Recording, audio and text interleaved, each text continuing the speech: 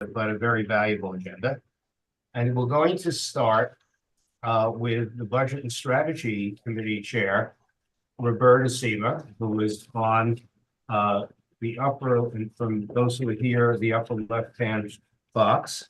And Roberta, welcome, and we thank you. Thank you. So I'm going to talk about two things tonight. The first is we submitted our district needs statement in November, in October, and we, at the same time, we submitted our budget priorities, our capital and expense budget priorities. We have since heard back from various agencies, and I just wanted to go over with you some of your priorities. So, Alex, if you can put up the expense budget request. Yep, give me one moment. Sure. Can you see them? Now we can. Okay, great. So item 2E was we asked DHS to expand street outreach for the homeless. And their reply was the agency continually works with provider organizations to enhance service that are working successfully. Identifying best practices and expanding those services are an ideal, which does not say that they're expanding them. So well, we have got a Riverside an excellent outreach team. They're doing an outstanding job, and I think we need to be in touch with them to see if they need more resources.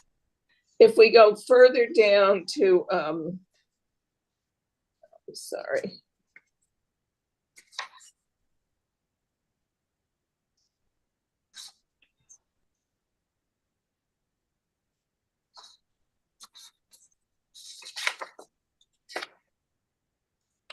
HH, Health and Human Services. Here we go. E23, we moved down to E23. We asked for a crisis intervention center in CD7, and the answer is that Health and Hospital plans to establish one. So I think we just need to monitor that to make sure that the funding is available. So that is all good. And we've asked for some funds for DFTA for cost of living increase, and we've not gotten. It says approval depends on sufficient federal state funds, so I think we need to ask our state and federal reps. And then we also asked for increased funding for congregate meals, and we got the same answer. So in our reply letter, we will suggest that we reach out to the to our state and federal electeds. The next. Alex, I don't need to share the screen anymore. So we are now beginning the process of working on the fiscal year 2026. And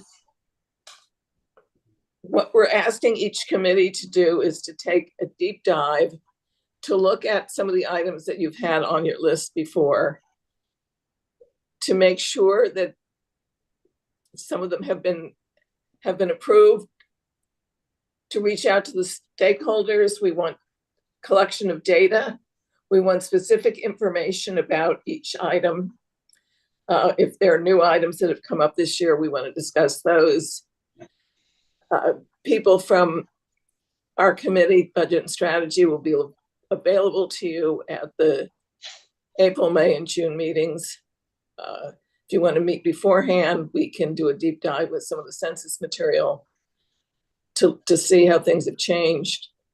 We now have the 2022, we have the 20 decimal census, but we also have additional census material that came out in 2022. So are there questions? What is our timeline? We need to submit as much as we can by the June date. We will be voting on our capital expense budget requests at the steering meeting in September and finalizing the vote of our top 3 priorities at our October meeting. But Max, Alex, and I, and members of the committee will start inputting district needs and capital expense budget requests over the summer. So we definitely need as much as we possibly can by the end of June. Okay, so as a committee, Health and Human Services will be looking and interviewing and discussing our priorities with the agencies that do the provision over the next. And with other stakeholders. Sure. And especially receive the services. Gail has joined us. We have met with Gail's, with Cynthia Horning from Gail's office to go over some of the issues that they've received, to go over some of the budget. We will be meeting with her again, probably closer to the June date, just to go over some items that are still needed in the community. We recommend that you talk to, all of the city agencies as well as some of the local organizations.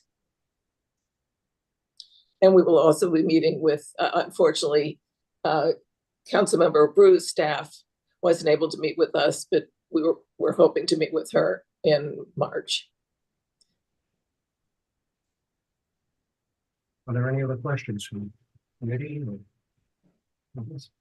Okay, looks like we're clear. We'll be in touch.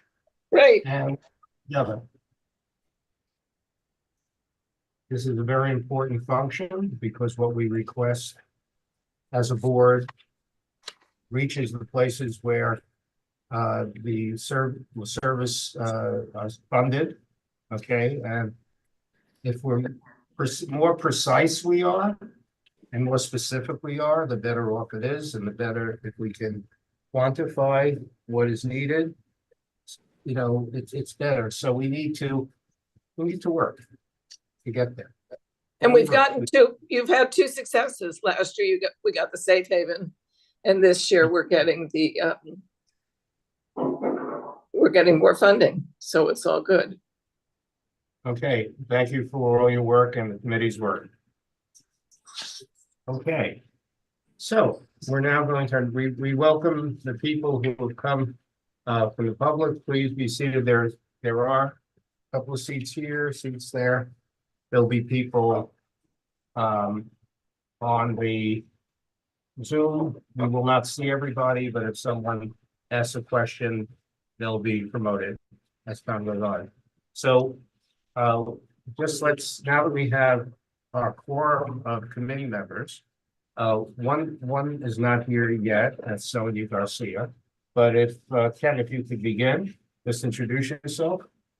Ken Coughlin, member of HHS. Okay, who was very helpful in editing and fixing our resolution for tonight. Hi, Audrey Isaacs, member of HHS. How are we doing, everybody? Ben Rosenfield, relatively new to HHS, but excited for the work that we're going to do together. Okay, great that you're with us. Okay, of course. William Ortiz, co-chair of Health and Human Services. Sheldon Fine, everyone calls me Shelley anyway, co-chair also. And hi, I'm Ava Stryker-Robbins, and I'm a member of HHS. Okay, and Louisa? Louisa Craddock, and I'm a member of HHS. Okay, and we're very glad. We also have, looks like Seema. Seema, are you there? Could you introduce yourself? Hi, Seema Reddy. I'm not a member of HHS, but I'm a board member. Okay, and Melissa's here. Great, please. Oh, Melissa Rosenberg, not an HHS member, but a CB7 member. Great. And on the upper right-hand corner from where we're sitting, we have Max Vandervliet, who's our district manager. And on the second row, on the left, we have Alex Crawford, who's kind of controlling things like the Wizard of Oz in the background. Okay, we also see our council member, Gail Brewer. I'm glad you joined us tonight. Okay, and there are others that we will introduce as time goes on in the presentation. So we've had our budget and strategy part. We're going to be discussing the planned women's shelter 74th Street. That's going to be the bulk of our meeting. We have wonderful presenters here with us tonight. We're very fortunate. The key is that we want to have transparency about what is planned. And my experience with the provider, Volunteers America, has been up on 104th Street in Broadway for many, many, many years, the family residence. And I remember the first month or so, people said, "Oh no, we're going to have a shelter." And I think that was the last they ever heard of it because it's run so well by the agency, and it's a large building. It's probably one of the biggest buildings on the west side prior to the ones in the south now that are super tallest.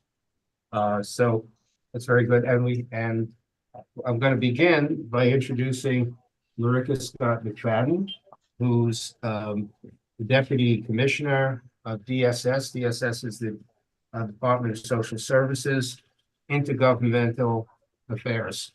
So, please, good evening. Thank you. Good evening, and good evening, everyone. I don't know exactly where I should look, but I'll They can look see at you. you. Look at Kelly. Look at you. I like to be talked to. Yeah. So I'll spread it around because there's so many folks and it's always great to see so much good attendance at community board meetings. So kudos to everyone. Again, my name is Marika Scott. I get to be the Deputy Commissioner of Legislative Affairs and Intergovernmental Affairs. And we're here to present and talk about the site on West 74th Street. And I thank you for your kind words about our upcoming presenters, our provider, Volunteers of America, who we as an agency have had a strong partnership with in the past, and we are continuing that relationship with this new project. And there's so many great aspects, and I know everyone has questions. I won't take up a lot of time because they have a presentation to present, and then we'll talk about that, and then we will circle back with questions. They will talk about programming. We will talk about all of our agency priorities, and we'll do a little dance and answer all of your questions. So happy to do so. And I'll turn it over to Noelle, who'll begin the presentation. Thank you. So thank you for having us. We appreciate the opportunity to share what we've planned so far for the site, and also be able to answer any of your questions. So like Marika said, we've prepared a short presentation that I'll go through that will hopefully answer many, not most of your questions. And then we'll have ample time to answer questions. I think they should have said Volunteers of America is the proposed provider of Yes. services on site. Yes, so we'll go through it. We will be the provider. We are not the developer, we will not be the owner of the site. DHS approached us after they'd already kind of come to an agreement with the developer and the owner in terms of what the use of this building would be. And at that point, asked us to connect with them to see if we would be willing to be the on-site service provider, and we have agreed to that. So that's what brings us here tonight. So do I need to go on camera to share my screen? Yeah. Yes.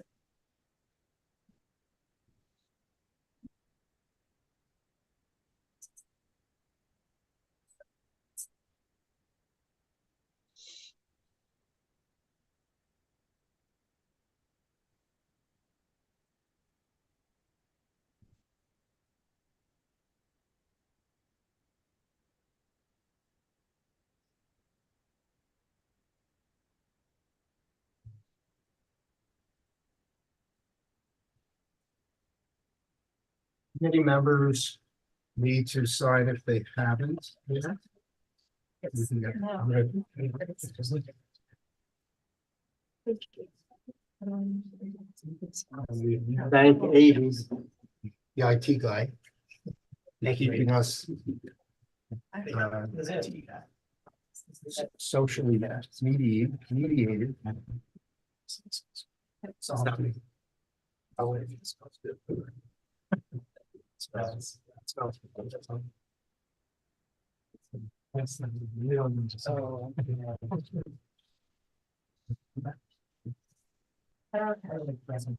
There you go. Okay, sorry about that.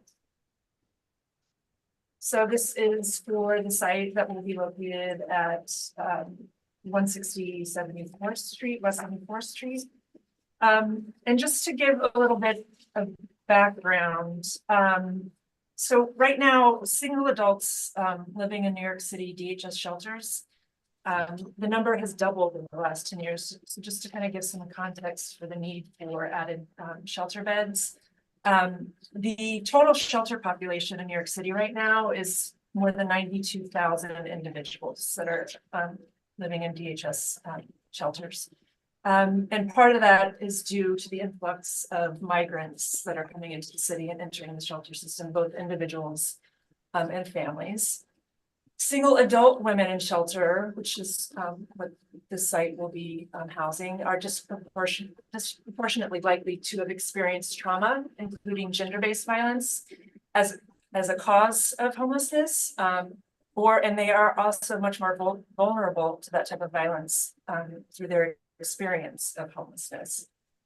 The average citywide length of stay in shelter for single adults in calendar year 23 was more than 400 days. Our length of stay in our comparable single shelters is much lower than that. In fact, our average length of stay for calendar year 23 was 183 days. So it's significantly lower than the city average, which is a good thing. We want the length of stay in shelter to be as short as possible. And so even as the city is placing a record number of people into permanent housing, the placements have not been able to outpace the number of people that are, continuing to come into shelters. So we are also of the opinion that the answer to this homeless crisis is housing and permanent housing. However, with the numbers this high and rising, there's still a need for temporary shelter beds while the permanent supportive housing and affordable housing development kind of catches up with demand. So we, in partnership with DHS, we are committed to providing high quality care for those without homes while we're working to end homelessness in the greater New York area. And DHS approached us because we have a strong reputation of providing quality services, in particular shelter services across New York City, but also within this community board district specifically.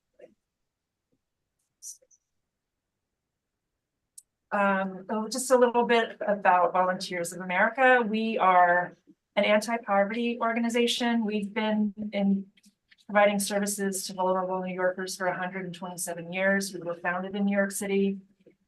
We have more than 70 programs where we provide housing, health, and wealth building services to individuals and families who are experiencing or at imminent risk of experiencing homelessness in New York City. We also have programs in northern New Jersey and a small program in Westchester County. We are one of the oldest and largest service providers in the greater New York area. We serve more than 11,000 individuals annually.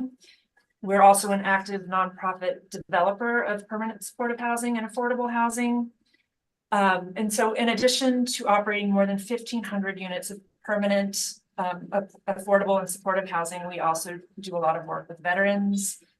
We do work with children with developmental delays at our Bronx Early Learning Center, and we successfully operate a number of shelters. We currently operate 5 shelters for homeless families across the city. We are operating 3 shelters for migrant families. We operate 7 shelters for families who have experienced domestic violence. And we currently operate 4 single shelter sites. So the site on West 74th Street will be our 5th single shelter site. We also have a long legacy of innovation around our services. We were founded in New York City in 1896. We are one of the nation's earliest adopters of the supportive housing model, which today is, considered kind of the gold standard in terms of ending homelessness. We were a founding member over the past decade of the coalition that effectively ended chronic veteran homelessness in New York City. We were one of the first nonprofit providers in New York City to contract with the city to provide shelter services. Our first, or one of our older single shelter contracts we entered into in the early 1980s, and we're still operating that shelter today. And lastly, we've been the leading voice in New York State in terms of highlighting the connection between domestic violence and traumatic brain injuries, so injuries that we typically see in professional athletes. We've been doing work at our DV shelter sites around making that connection to our survivors there and the impact that has on their daily lives. As I mentioned, we have a long history in New York City, but we also have a long history in this specific community board district. We've been operating Rose House, which is permanent supportive housing for 97 men and women, and we've been operating that site since 1992. We also own that building. We also own and operate Booth House. We do not provide social services there. We partner with another social service agency to do that, but we operate the building. We've been operating there since 1992 as well. The Regent family residence was just mentioned. That is temporary shelter for 140 families that we've been operating since 1994. And then our newest to this community board district is the Newton Family Shelter, which is a shelter for 100 families who are migrants seeking asylum. We've been operating that since 2023. And so in terms of this site specifically at West 74th Street, it will be temporary shelter for 146 single women. It will be a general population shelter, which we can talk about. Referrals will come to us through the Department of Homeless Services. They manage intake. We are still negotiating our budget, but what we anticipate is about 54 total staff that will work, shifts to cover, 24 hours a day, 7 days a week. We will prioritize, as we always do when we're doing new program sightings. We'll prioritize local hiring and interns from local social work schools. We do a lot of work with Columbia now for our other shelter sites. And we are expected to open in the fall or winter of 2024.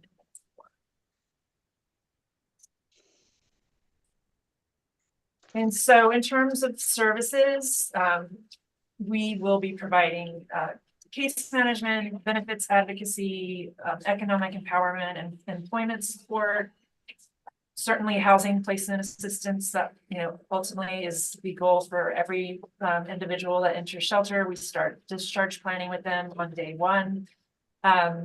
We anticipate having social work assessment available and referrals to mental health supports, and then medical, legal, and other specialized services available via referrals, through our partner agencies in the community. Our staff will include, like I said, 24/7 coverage, and we'll talk about security. All of our staff are trained using nationally recognized best practices, including mental health first aid, crisis intervention, safe talk, motivational interviewing. And if we have our training expert here, so if people have specific questions about those evidence-based models, we can answer those. And then we will, our front desk security staff will have training on, they'll be certified, they'll have their F80 certification, which is fire safety training. And then we will have at least one person on every shift who's trained in CPR and first aid. In terms of the physical building, I'm sure as most of you know that this building is historically significant, and our maintenance staff, who will be VOA employees, will be responsible for upkeep of the facility once we're in there actually operating the site. The Landmark Preservation Commission approved several changes to the building exterior. We presented at that committee meeting in December, a very short presentation, just kind of confirming what the building is going to be used for and the population. And the architect was there to talk more in detail about the changes to the building. But the changes were to the building exterior, which were designed to be as unintrusive as possible.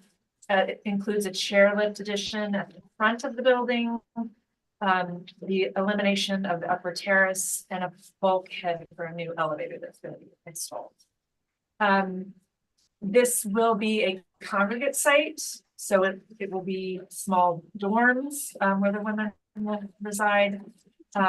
We will be, it's under construction, so we're working with the developer to kind of talk through some potential issues around privacy and noise dampening features to our dedicated smoking areas, which will not be in front of the building. They'll be located towards the rear bottom of the building. But there will be ample office space and client conferencing space for staff, and a large communal kitchen that will also kind of double as our programming space.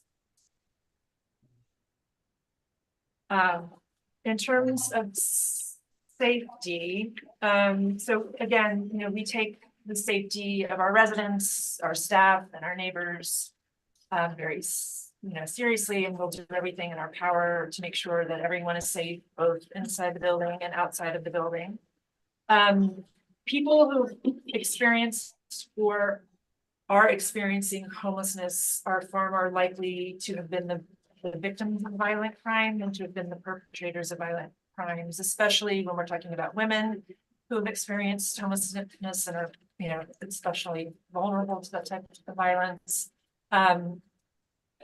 But we do think that both the building and the block, the local community, will benefit from some of the other security mechanisms that we will have in place, which will include, like I mentioned, 24-hour security. We will have a combination of Volunteers of America staff, a shift supervisor there'll be 3 shifts: a daytime shift, an evening shift, and an overnight shift.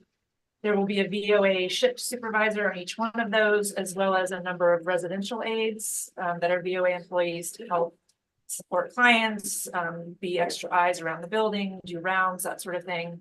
In addition to that, we will also have contracted licensed security guards. They will also have a supervisor on every shift, as well as between 2 and 4 licensed security guards on every shift. We will also have our staff, they do rounds throughout the building, 24 hours, day and night. But we'll also do perimeter rounds on the exterior of the building, just to make sure clients aren't loitering outside of the building, there aren't any issues. We will also be installing a CCTV camera system, both inside the building and the common areas and the stairwells, hallways, etc. And also on the exterior of the building. And that we'll be able to view them in real time, at the front desk.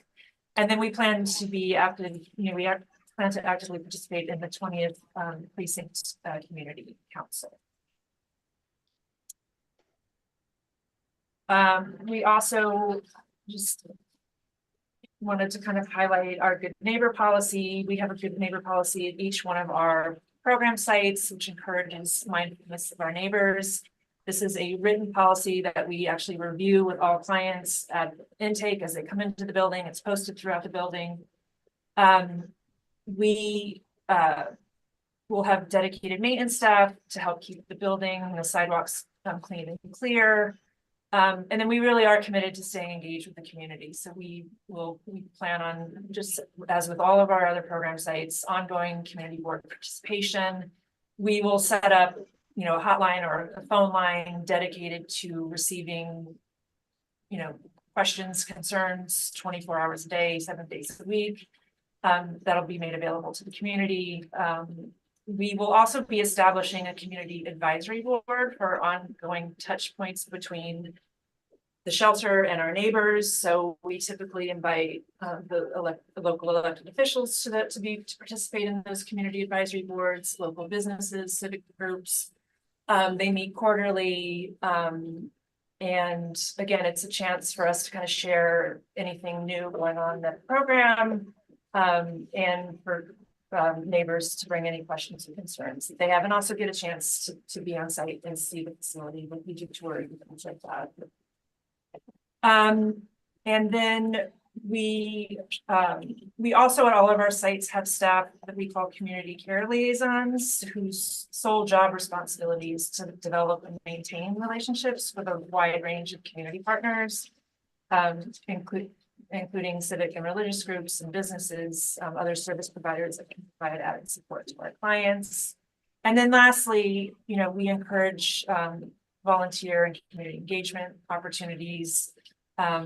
A really good example has been our partnership with Open Hearts Initiative. They've been very active at both of our other shelter sites in this community board district, with the Regent and the Newton Hotel for migrants. They've done Thanksgiving dinners, Christmas dinners, distributed toys and hats during the holidays. They just recently did Valentine's Day events at both of our sites, and we expect we've had conversations with them already about this site in particular. To partner with us there. And then we thought, in kind of starting to wrap up, we thought it might be helpful to kind of share our experience with one of our more recent shelter sightings, which was our Jamaica Women's Shelter, which is a new shelter site in Queens Village for 136 single women, so kind of comparable in size and population. In 2020, we found the site. We found the site for the women's shelter, and we started to do our community outreach at that point, and very similar concerns. It's located in a residential area. Neighbors were concerned about loitering, smoking. There are several schools nearby the shelter and several public parks that people had specific concerns about. So for much of 2021, we engaged extensively with local officials, neighbors, community advocates, and faith leaders to hear their concerns and incorporate their feedback into the program design where it was possible. We met with the council member for that district, as well as the neighboring council member. We met with the state assembly members, state senator's office, the police department, civic organizations, and we met with 14 local houses of worship, both individually and in group meetings. And we established our community advisory board. All of those people that we did our initial community engagement with had been invited to participate in those quarterly meetings. And it's really been a great success story. We've been able to maintain positive and supportive relationships with the community members. We set up a hotline similar to what we would do here. We've had absolutely no complaints since opening, similar to what you were describing earlier. Lots of concern going into it, and the community has really embraced this program since we've gotten in there and actually started operating it. The assembly member for that district, Clyde Vannell, has really kind of like adopted this program and has hosted Christmas dinners, Thanksgiving dinners. He's arranged to have CPR classes for our clients. The Queens DA office has provided workshops on domestic violence and legal services. And then several of the local churches who were very, very concerned heading into this sighting are now coming weekly to do support groups and prepare meals. So it's really, it's been a very positive experience. So yeah, we expect to have similar outcomes at the site of West 74th Street. And then lastly, to wrap up, just want to say thank you for the support we've already received. We've had people reach out to us unprompted and express their support for the site. These are some of the letters of support that we've already received, including a couple of our board members who live in this district. We also just got a letter of support from the owner of Ben and Jerry's, who is our next door neighbor at the Regent family residence, and so kind of sees on a day-to-day, what it's like to be our neighbor. So I thought that was very nice. And so that is the end of our formal presentation. And so we're happy to take any other questions. Okay. So I'm going to start with committee members with their questions. Alex, how many people have signed up? We had 23 people sign up online. Okay. And we'll have people here. Too. The people who have signed up, we have to give priority. We're going to give people, let's start out with a minute. Basically, the main thing is to ask questions, to get your questions answered. And your questions can include your concerns, okay? But we need to, this is an informational session, so that people know exactly what to expect and exactly what's planned to the best of our ability, because we're in a community and we want to all be informed for our own concerns, also informed on maybe how we can be supportive of people who are coming to live, because the people who are there for at least 6 months and maybe more will become neighbors. Our experience, by the way, on 107th Street with a different provider, but a women's shelter, started out as, oh, we're uncomfortable, It ends up the block association fell in love with the woman in the shelter, not just emotionally, psychologically.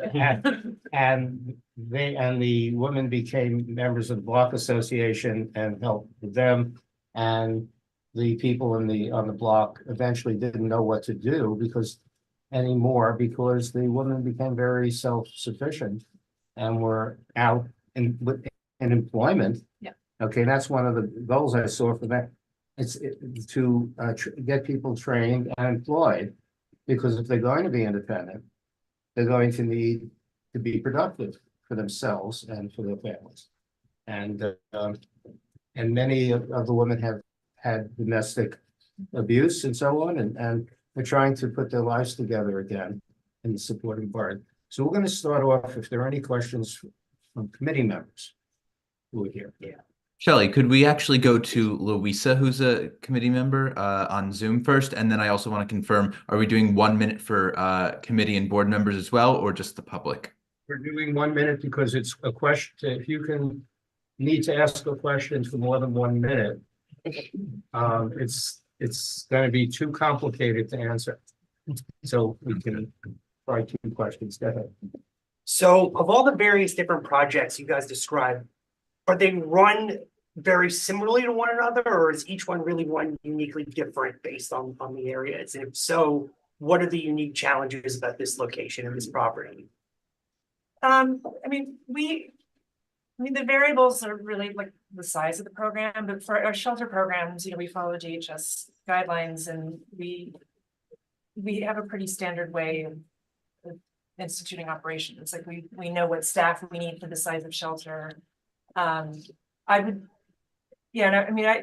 with citing any shelter, it's trying to assuage the community concerns. That's why we're here, and we want to be able to do that, which is why we wanted to give an example of one of our more recently cited programs, because we really have been successful with partnering with the community and kind of integrating into the community and running quality programs and sticking to our good neighbor policies.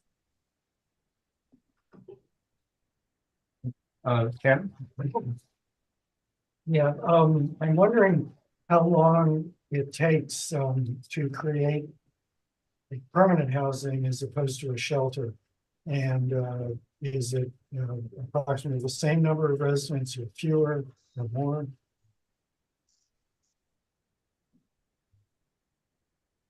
I don't know. I'll Yeah. just jump in Mhm. on, I'm not, I'm 100% sure that I am answering the question that you're asking, but, it's apples and oranges in terms of permanent housing and transitional shelter, that we're dealing with today. The goal is always, for anyone entering shelter, for, the perspective of DHS is permanent housing, and that may look very different depending on what the individual, is, eligible for throughout a lot of services.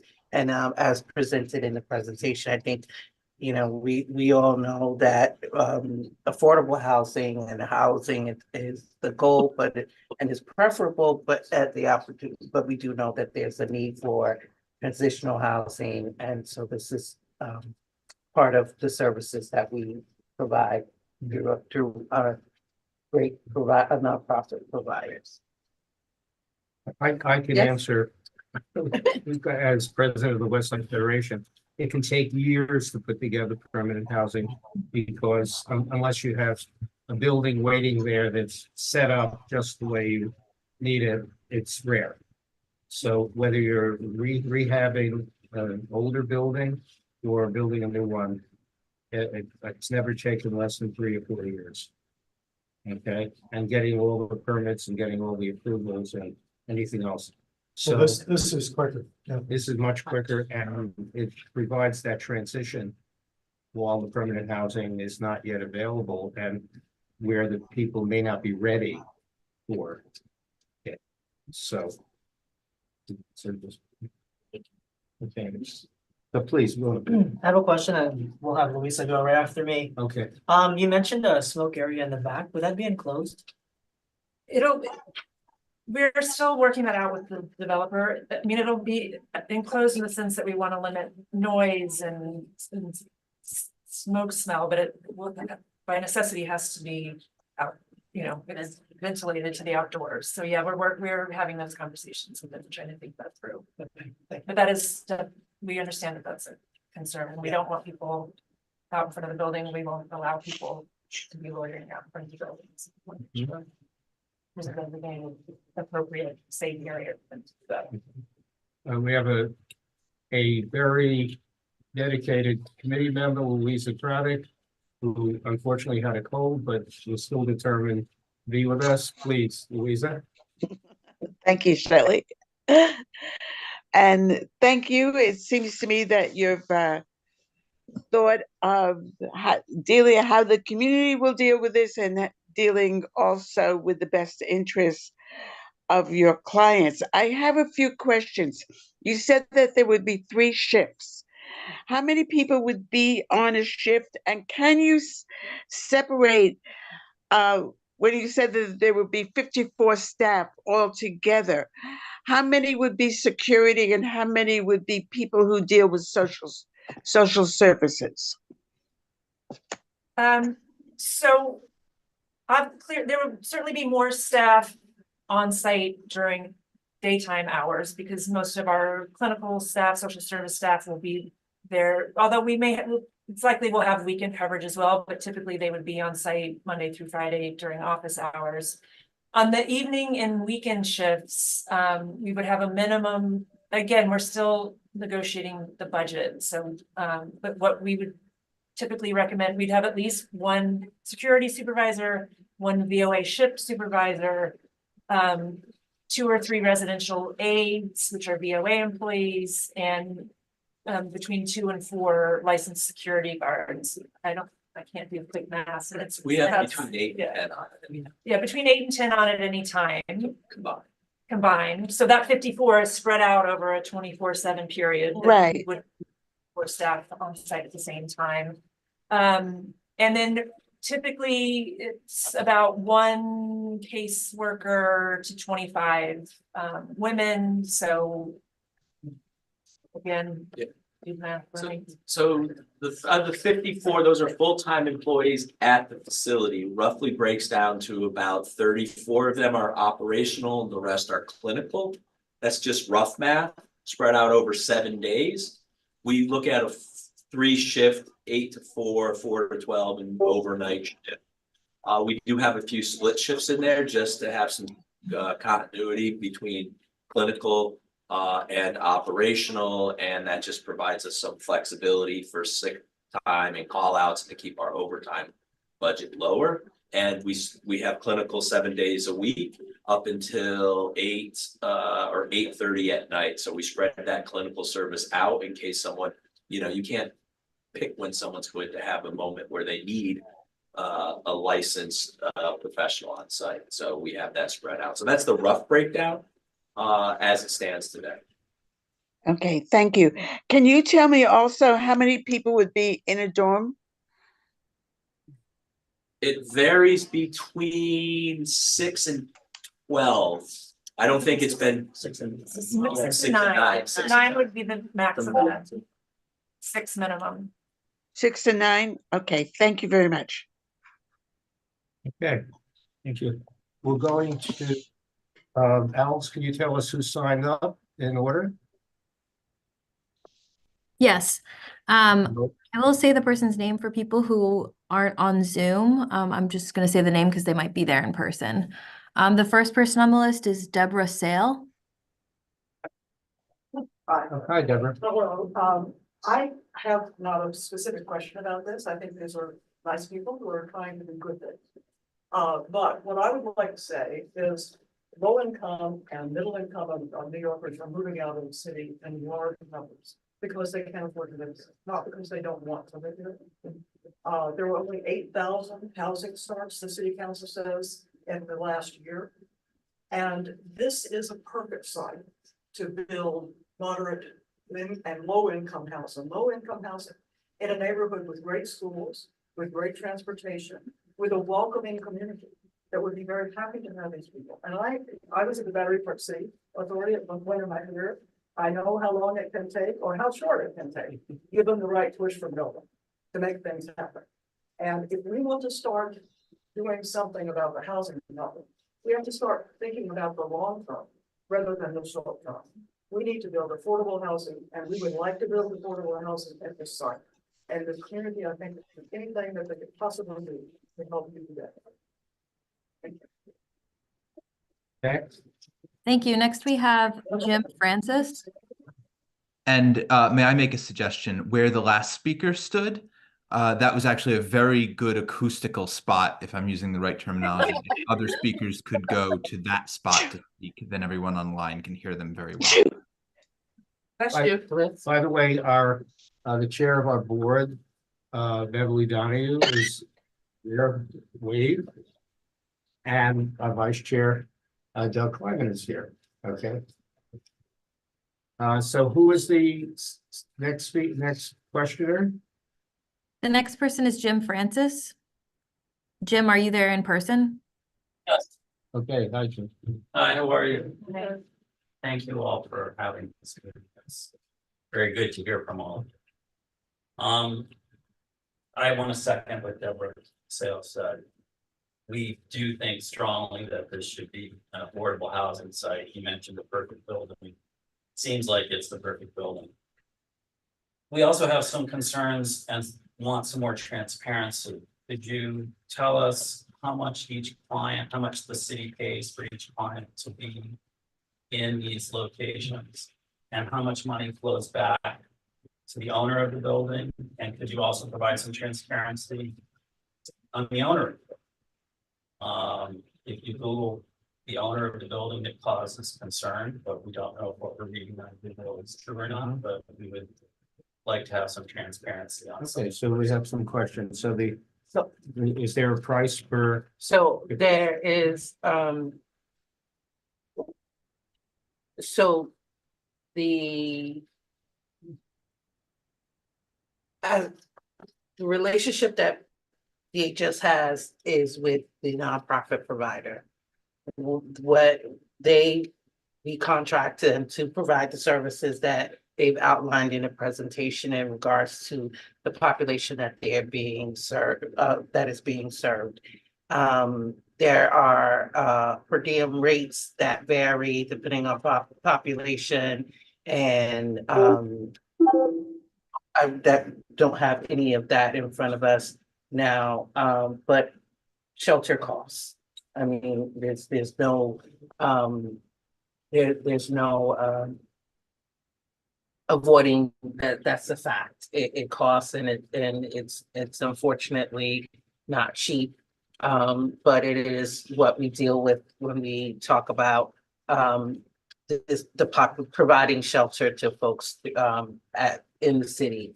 In terms of, you know, the relationship with a landlord or an owner or a builder, you know, the builder will present to us a proposal, because that part of siting is an open process. It's an open RFP process.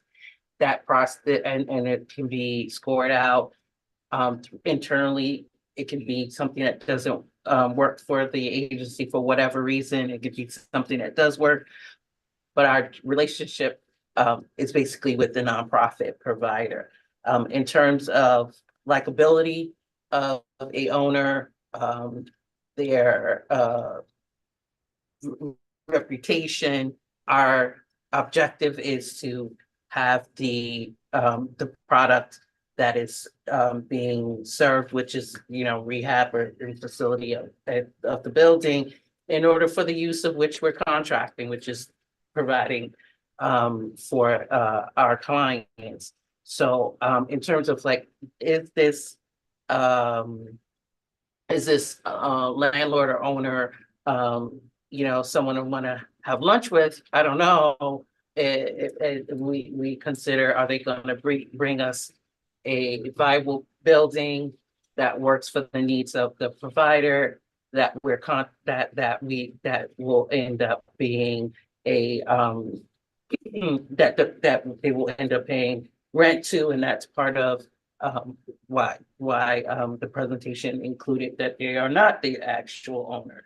We do have other projects that are nonprofit owned, and that is a goal, because we want to make sure whenever we can support nonprofits being the owners of the building, and therefore having that longevity of their programs. That is a goal. In this case, that's not what we're dealing with, and everybody doesn't have a great reputation in terms of the how they do business, but what we are looking at is the ability to give this nonprofit the space that they need, and that's a goal. Is there? Okay, Alex? Next speaker? Our next speaker is Diane Ladies. And I'm just going to make everyone aware, look on the screen where you see my head, and that is where the clock is, which will keep your minute of time. Okay.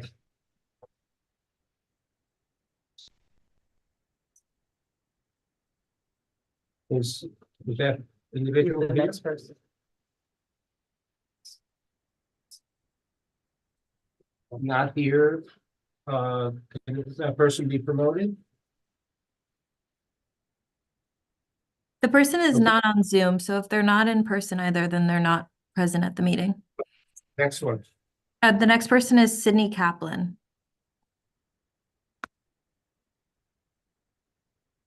Once. Not in the room. Sydney, can you unmute? Okay.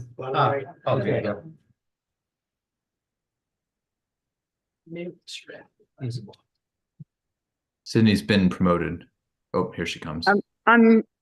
I'm gonna actually abstain from speaking. So Okay. from asking any questions. I'm just listening. Thanks. Okay, thank you. Next person is Lisa Rochelle. All right, she started the whole core group. Hi. It's really overwhelming to hear the intention of VOA.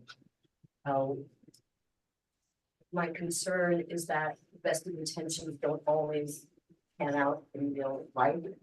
So just some of the factual things, and, oh, if anybody's seen the article of that the controller about the fair share, the lack of fair share, the saturation basically of shelters on the Upper West Side.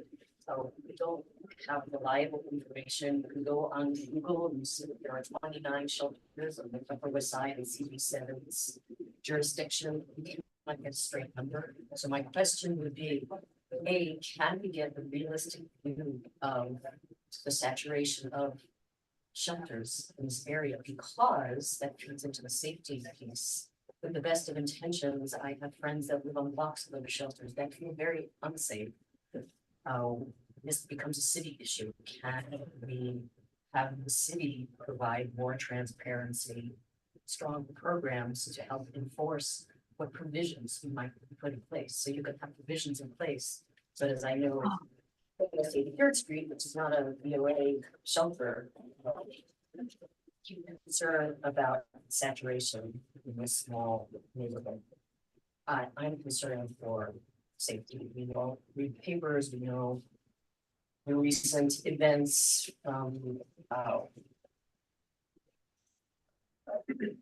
migrants and other homeless folk, and there is no real way to handle it. So my concern is the city go further. Thank you. You're 45 seconds over your time.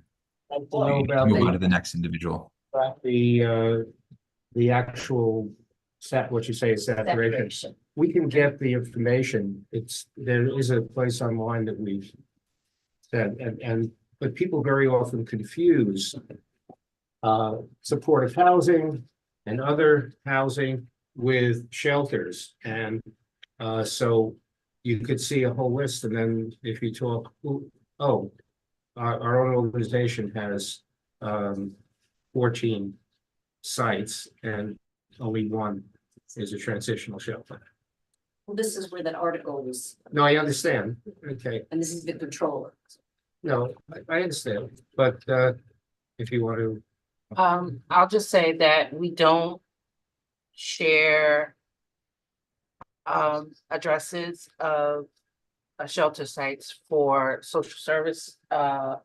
Social service law prohibits it, and it also impacts the safety of clients. We will work with the community board as often whenever needed to give them a refreshed footprint of what exists within this community board. I agree that there is often a lot of confusion around what belongs, what is supportive housing, what is transitional, what is state run or otherwise ran, and privately ran as well. And then that we do have the newest iteration of the asylum portfolio that came very quickly in many cases to help us with that particular crisis.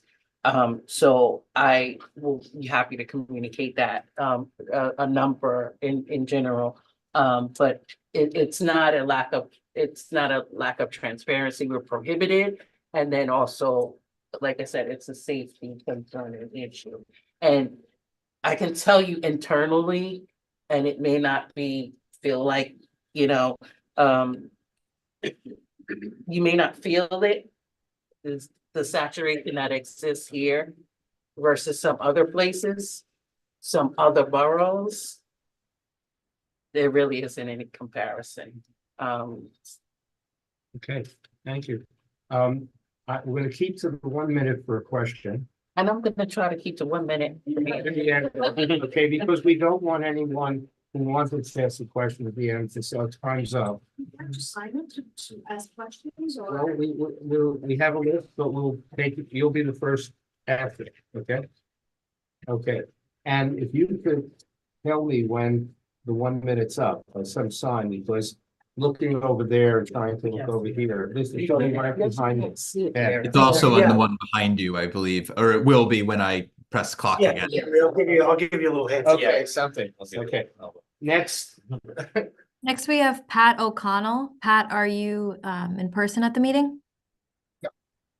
I'm Pat O'Connell. I live right next door to the Calhoun building, and for the last 5 years, I used to see the 5-year-olds coming in the morning.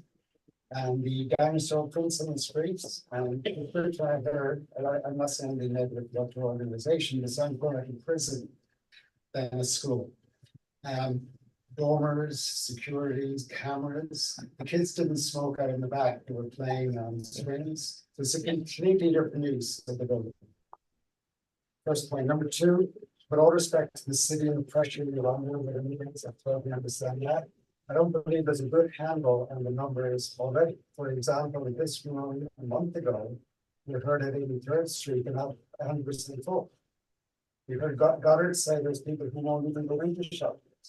You know, I got asked the question, why do you need another 143 in 74th Street if we're not full on 83rd Street? Good question. Or even if we don't even know what the numbers are. But the bigger question. Okay, whatever your question is. Yeah, who is managing the relationship with the owner?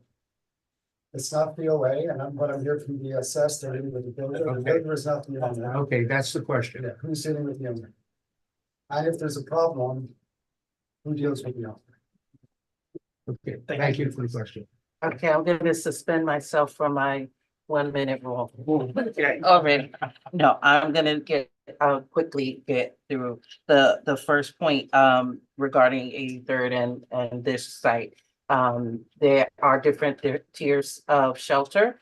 There are different aspects of shelter. 83rd would be one of the what we call low barrier shelters, which is if I don't have it in front of me, but I think it's a safe haven. Yes. And thank you. And so safe haven is a low barrier, and particularly is for folks who are experiencing street homelessness, and then they are being brought in through outreach.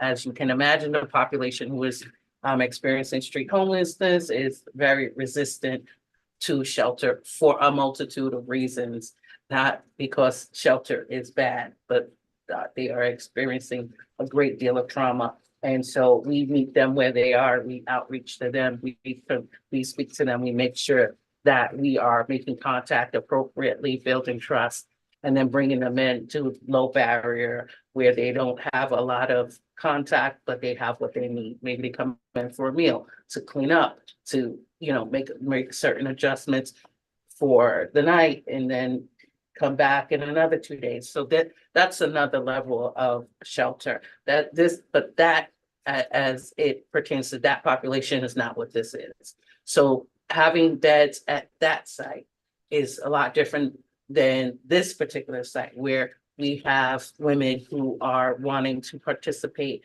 and rebuild their lives in a different way.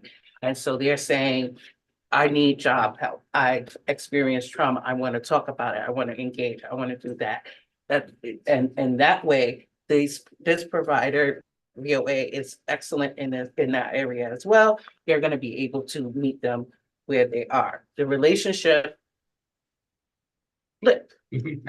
the relationship with the owner, as I said, the city DHS, our contracts are with the provider, the nonprofit.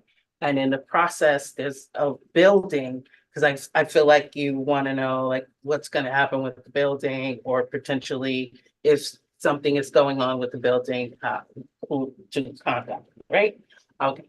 That it's the provider that it's ultimately having conversations, but the actual developer, like if there's something going on there and it's like, oh, it's 2 a.m. and they're jackhammering, you know, that is something that we can work to make sure that it stops. And if that means working through the community board, you're coming in, you're making calls to your community board, and they're letting us know that something like that it's happening. That's kind of like how we jump in. But like the relationship itself and like what gets built and the specs of a room or something like that, we don't have those particular conversations. Those happen between the provider and the builder. But we always want to work with the community to make sure that anything that doesn't look right gets looked at appropriately.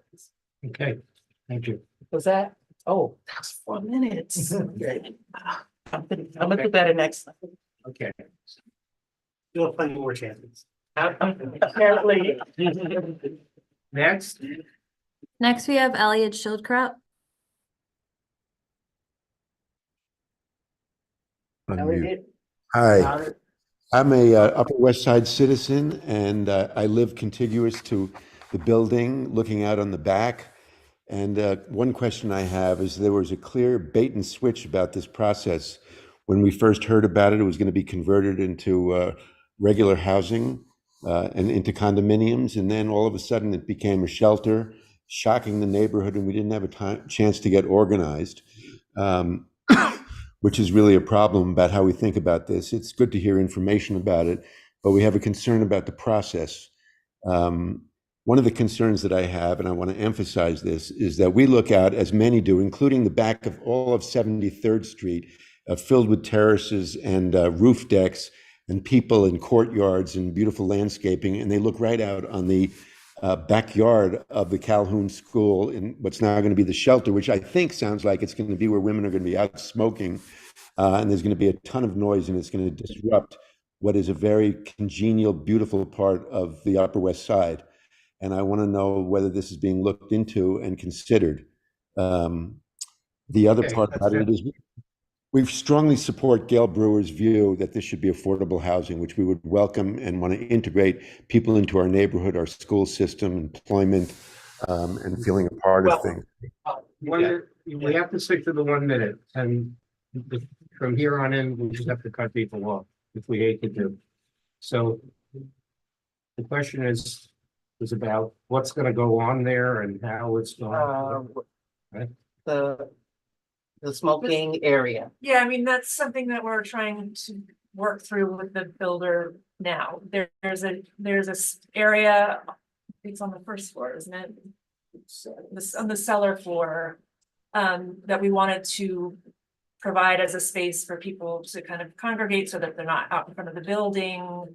And we're trying, we're talking through options to make it more soundproof and to kind of contain some of the smoke as much as we can. So we are aware that there are those concerns. We're trying to address them proactively, while also, we want to have a space where the women can congregate outside that's not in front of the building. So we want to make sure that we've provided a space for that that's off the street and closed as much as possible, and safe for the women. Okay, next. Next, we have Terry Rosenberg. Yes, hi, can you hear me? Please. Okay, I want to go back to this question because the outdoor space behind the Calhoun School is actually more exposed to residents than the front of the building. And so the yard where the children used to play is the only outdoor space that you would have to utilize for the residents to be outside smoking and congregating at any hour of the night. That is completely unacceptable to our community. Thankfully, Gail Brewer, who's concerned about this, and I quote from her February 5th letter, that there is a cry for more affordable housing. There is a dire need for that. This is the perfect location for that. Families could be out in that backyard area. When you talk about the architectural fit, this building is made for affordable housing, not for a shelter. And so please address this issue of the noise in the back. Now, the question, I think, was, and you have to ask the question because you can't get an answer to something, that how people are gathering outside, children were gathering out there before, I assume playing. How will people be gathered, what would they be gathering for outside? Smoking would be part of it. We would also, staff will monitor, it's not gonna be free for all either. Staff will monitor it for noise. We'll be open all night long. We'll have hours around it. But the women are free to come and go. they're not required to be out of shelter during the day and come back at night. So for those women who may be there during the day, and we anticipate most of them will not, because we are trying to actively engage all of our clients, whether they're working, whether they're looking for work, whether they're participating in an educational or vocational program, looking for housing, going to appointments to, further that process. We expect many of them will be offsite during the day, but for those that are, we want to have a private, safe space for them to be outside. And some of what they might do out there is smoke cigarettes. But we are aware of that, and we're trying to, put things in place to kind of minimize. And I'll just add that it is a significant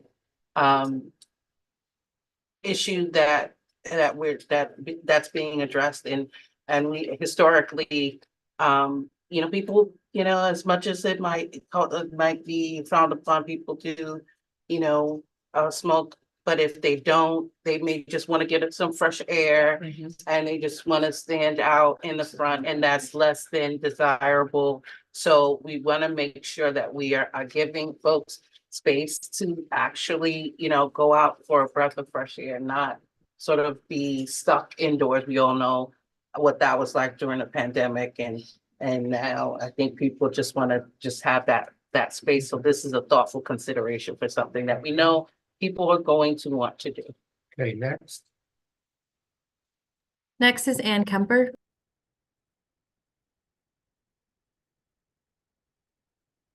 Hi, can you hear me? Yes, please. Excellent, thanks. So I'm wondering, comments a little bit different, some of the ones we've had. As a neighbor who is generally supportive of this project and supportive and recognizes the need that there is for folks to have temporary shelter, as much as we all would like everything to be affordable housing, what are some ways to get involved in support of this facility and its residents when it opens? How can the community plan constructively for that opening? And is there anything that you would recommend? Okay. So, yeah, I mean, this is kind of the first step towards more active community engagement that we would be doing between now and opening of the shelter site.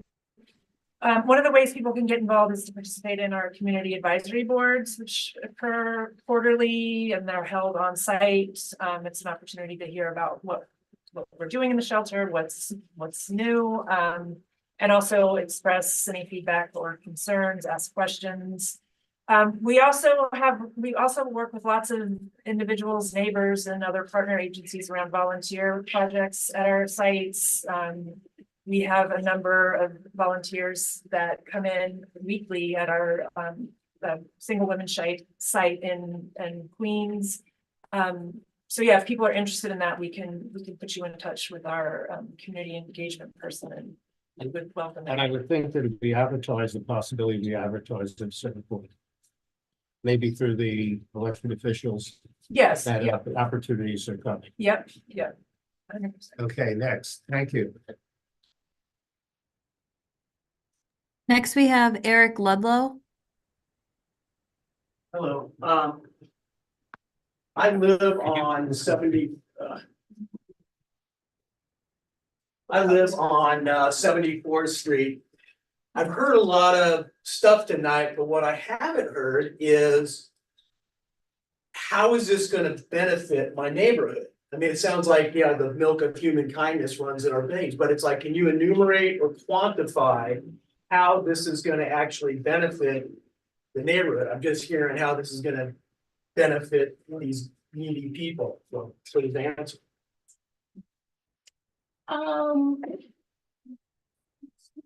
It's an interesting question.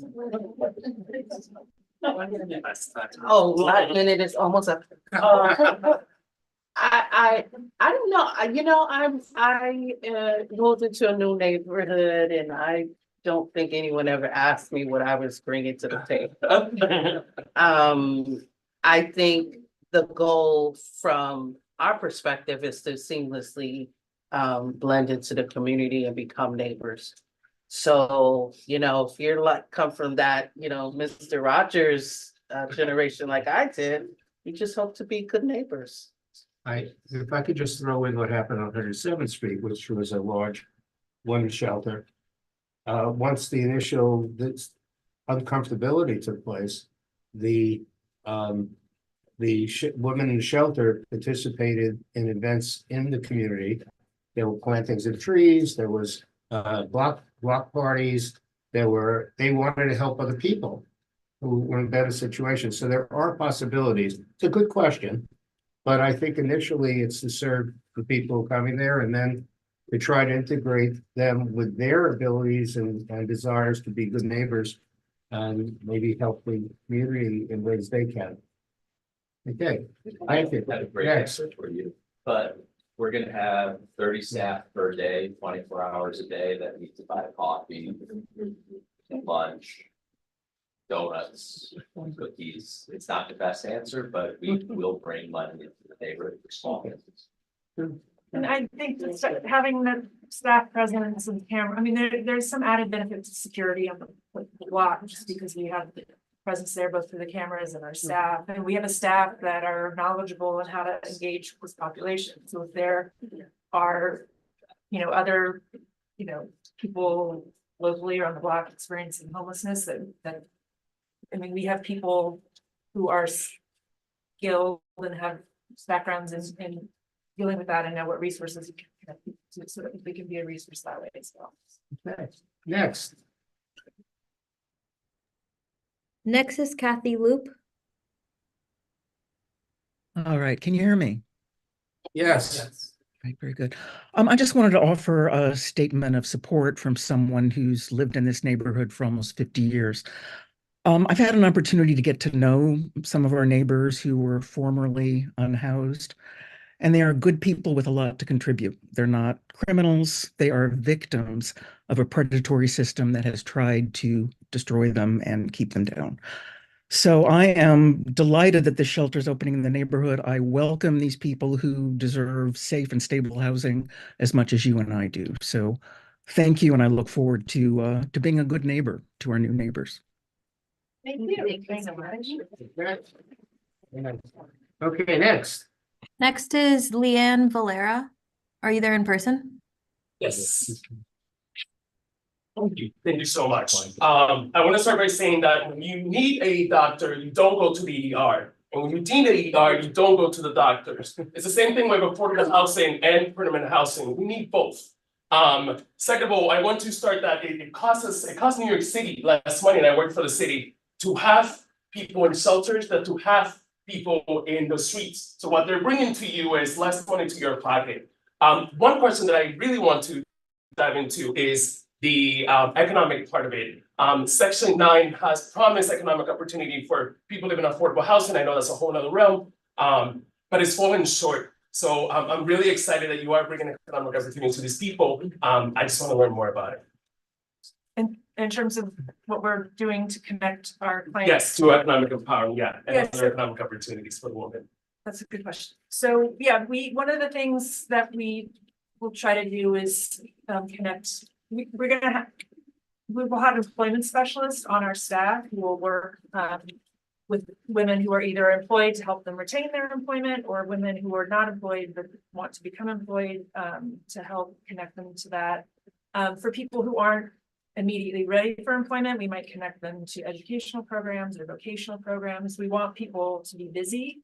And we want people to be connected to earning a living wage so that they can become fully independent for housing and that sort of thing. So we work with them on that. We've done that very successfully at our women's shelter in Queens, which is an employment shelter, but we've still been able to successfully connect a number of our residents there to jobs within that local community. Amazing. So there's more, again, going back to put them back into the community. I think those numbers will be really useful to convince New Yorkers. And I do want to stress that I do agree with the rest of the people here, whether I agree with the numbers or not.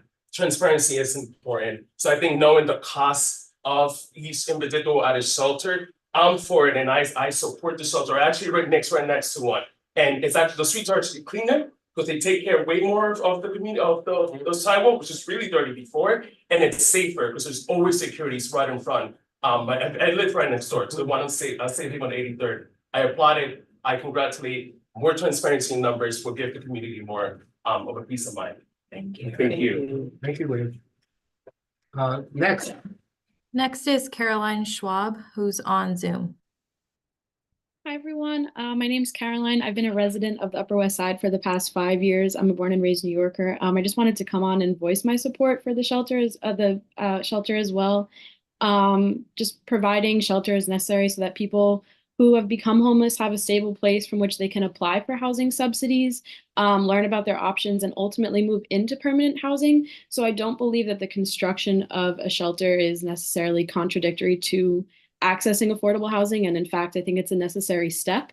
So I just really wanted to come on and voice also the importance of the fact that the Upper West Side has just so many resources and amazing things to offer. And I think it's an ideal place for people to get back on their feet and to access employment and affordable housing. Because when people's basic needs are met, everyone is safer. And I think that's a huge benefit to the community. And yeah, I just wanted to really strongly voice my support for this shelter. Thanks. Thank you. Next. Next is Barbara Okashoff. Hello, my name is Barbara Okashoff, and I live a couple doors down from the former Calhoun School. And I just want to say the prospect of sheltering homeless women does not frighten me. A few years ago, I volunteered at a women's shelter in a church in the neighborhood. We served light dinner, and then some of us actually slept on cots in the shelter with the women. I understand that some neighbors are concerned about safety and disruption and diminished property values, and I applaud their sudden interest in affordable housing, but there really is no evidence that the shelter will increase crime, and providing a safe place for women to live will be less disruptive because they won't be on the streets fending for themselves. And I also want to say, everybody says we're in a family street, in a family neighborhood, but families live in every zip code in the city, and no neighborhood has a lock on the family vibe. I actually think that it's a better community that welcomes the most vulnerable among us. Okay, thank you. Next. Next is Deborah Berkman. Hi, thank you so much for having me here today. I am a 17-year resident of the Upper West Side, and my husband and I moved here 17 years ago. We've had 3 children here. All 3 of my children go to local schools. This one goes to PS9. We have also a daughter at the Stephen Gaynor School, and we have a daughter at West End Secondary School. And I come on today to express my support for the shelter. I think it's wonderful that there will be new residents moving to our neighborhood.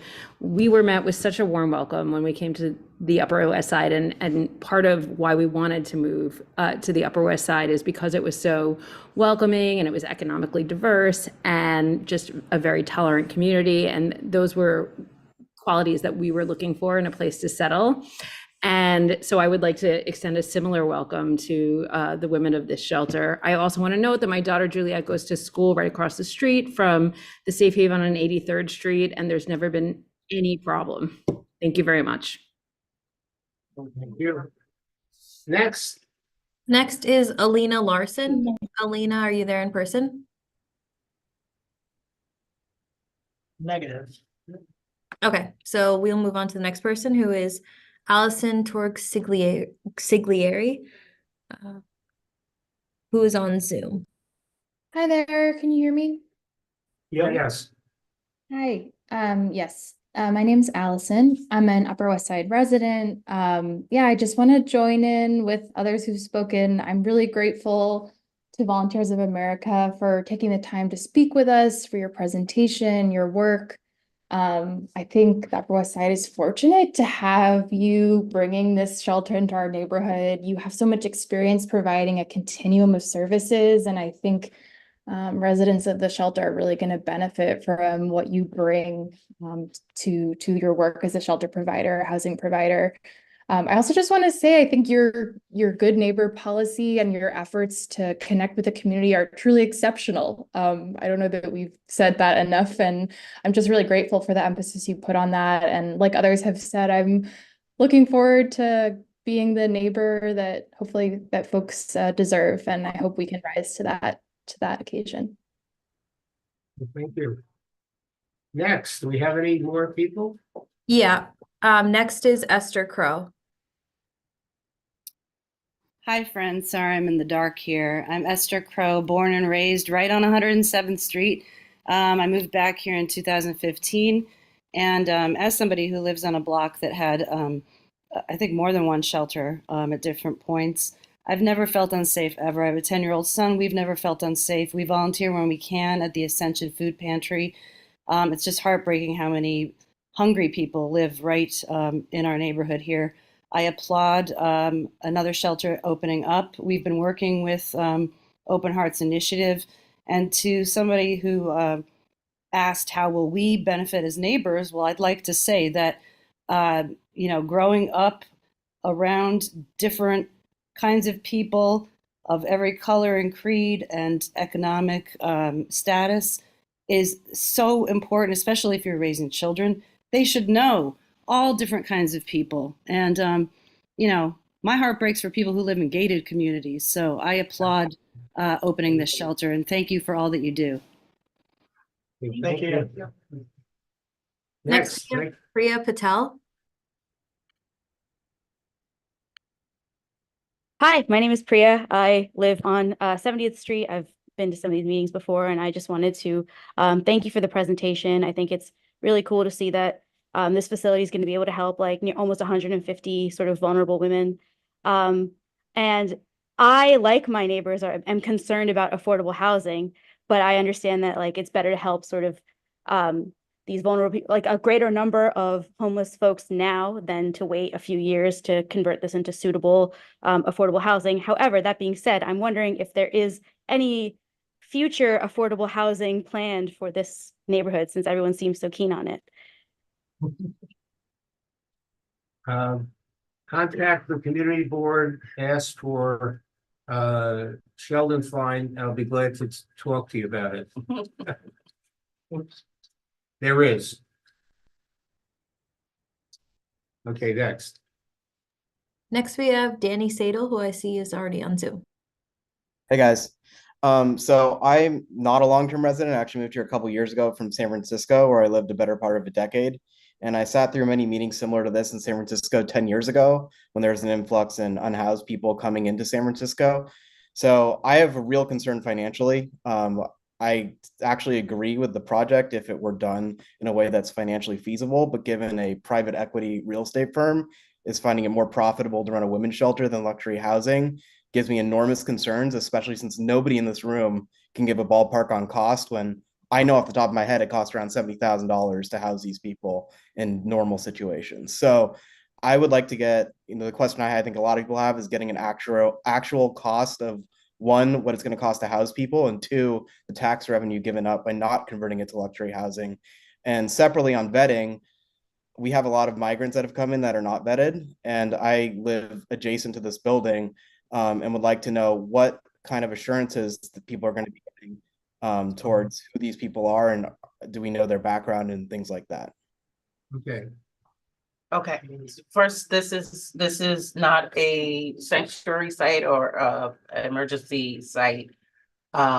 This is a traditional shelter, as we would call it. So it is not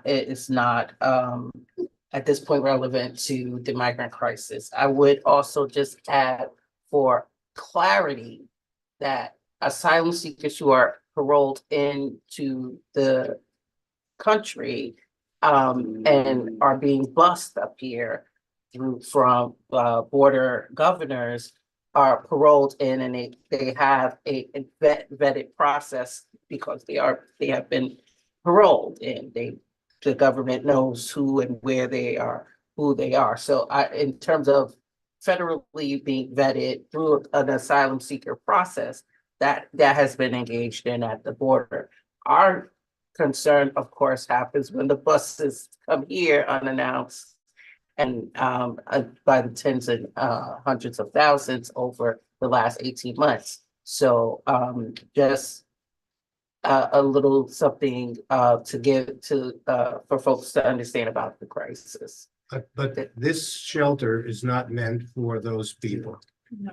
Okay. So they go through the financial. But there was a piece about the financial that. We don't have the financial. We do not, the contracts are filed. There is transparency. We do not have the number in front of us. We're not prepared. We will share that when it's available. Okay, next. Thank you.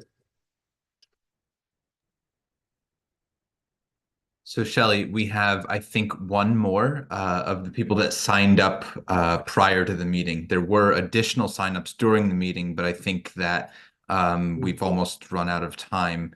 There is one person here who we will call. Okay, but other than that, we've we've overgone our time. Sure. So we can go to the last one, Alex, if you have them. Yeah, the last person was Alana Turco. Are you there in person?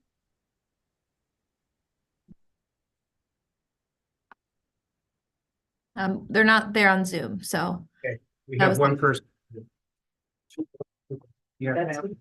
Hi, so I have questions around which the noise disturbance again, like what's going to bring, because we talk about 150 something women, we're talking about 50 something staff coming in and out. We're talking about a kitchen, so most likely delivery of food. So like lots of disturbance coming in a very small street. So that's one question. The other question that I have, and I have only 1 minute, so I'm going to be fast. Are we seeing any visibility in case there's a change in the purpose of this shelter? Like today it's going to be a women's shelter. Are we thinking about changing the purpose of it and without any prior consent? And I guess how long is the lease that we currently have? Is there, it's indeterminate how long it's going to be? Okay, good questions. Can you please tell us your name just for was it? Leila. And last name? Vicky. Okay, thank you. So in terms of our contract with the city is a standard contract for single shelter sites. So that contract will be for a period of 9 years. So looking long term, the purpose of the shelter, the use of the shelter will not change. It will stay as a single shelter for women. For the 9 years. Yes. The lease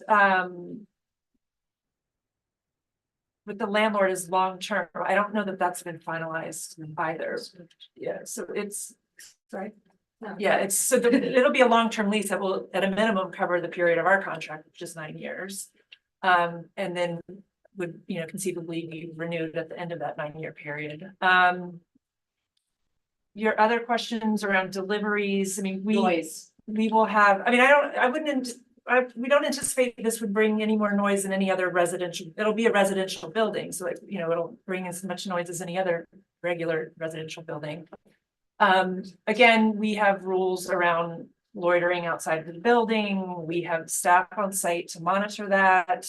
Part of our good neighbor policy is to not create excessive noise in or around the building. So we'd be monitoring for that. The outdoor space in the back would have hours attached to it, so they wouldn't be out there late at night or early in the morning. The most frequent delivery we would get would be around food, and we haven't bid those contracts out yet, but usually our vendors are very kind of accommodating and will work with us around timing of deliveries. If there's specific times that are better for the block or the street, that they usually will accommodate that for us. I don't know if that was all of your questions. Okay. Okay, we have to end this session. We went beyond the time, but we covered all the people who had signed up. If you have additional questions, can we send them into the board office? Yes, I think that's a good idea. If everyone could send them to the board office, the email address is on our website. It's also on our front door on your way out. You'll see it, the downstairs door. And just put something that references the project in the subject line, and then we'll get them to the right place. Okay, we appreciate everyone coming out and our BSS people and our Volunteers America staff for giving up your evening.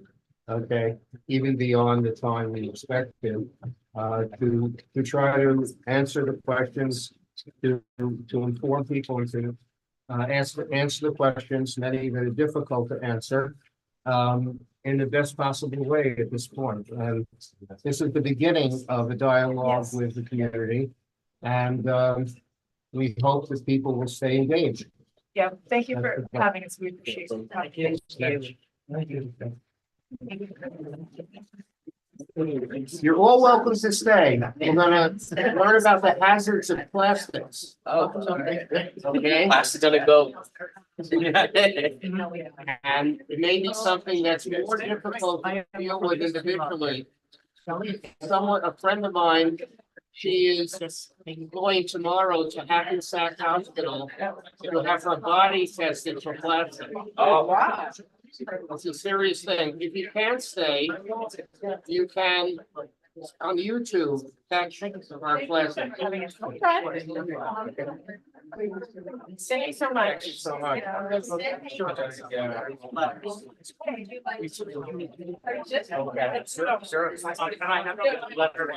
Okay, we're gonna have a 1-minute break. And at the end of 1 minute, if you're leaving, leave. If you stay, stay. If you want to have a conversation, get out. In the backyard. Could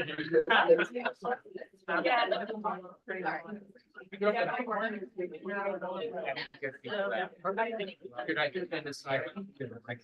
Yeah. Oh, you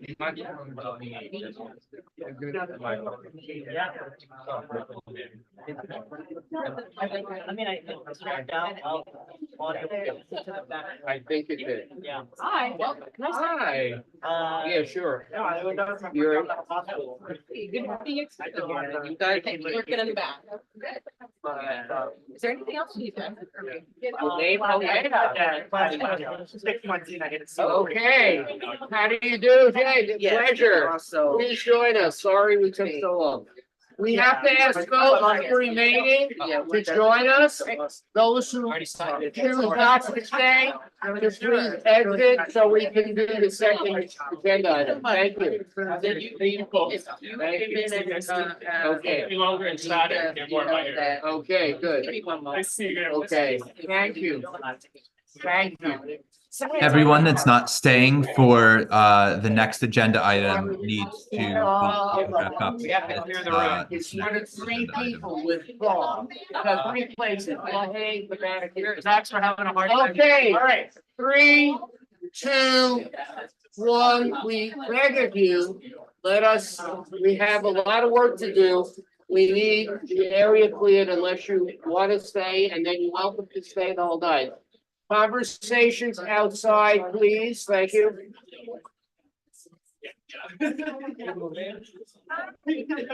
How are you? Okay, so we are going to hardly 3, 2, 1. Thank you. Thank you. Kids? That's like school. They go 3, 2, 1. Is adults or possible?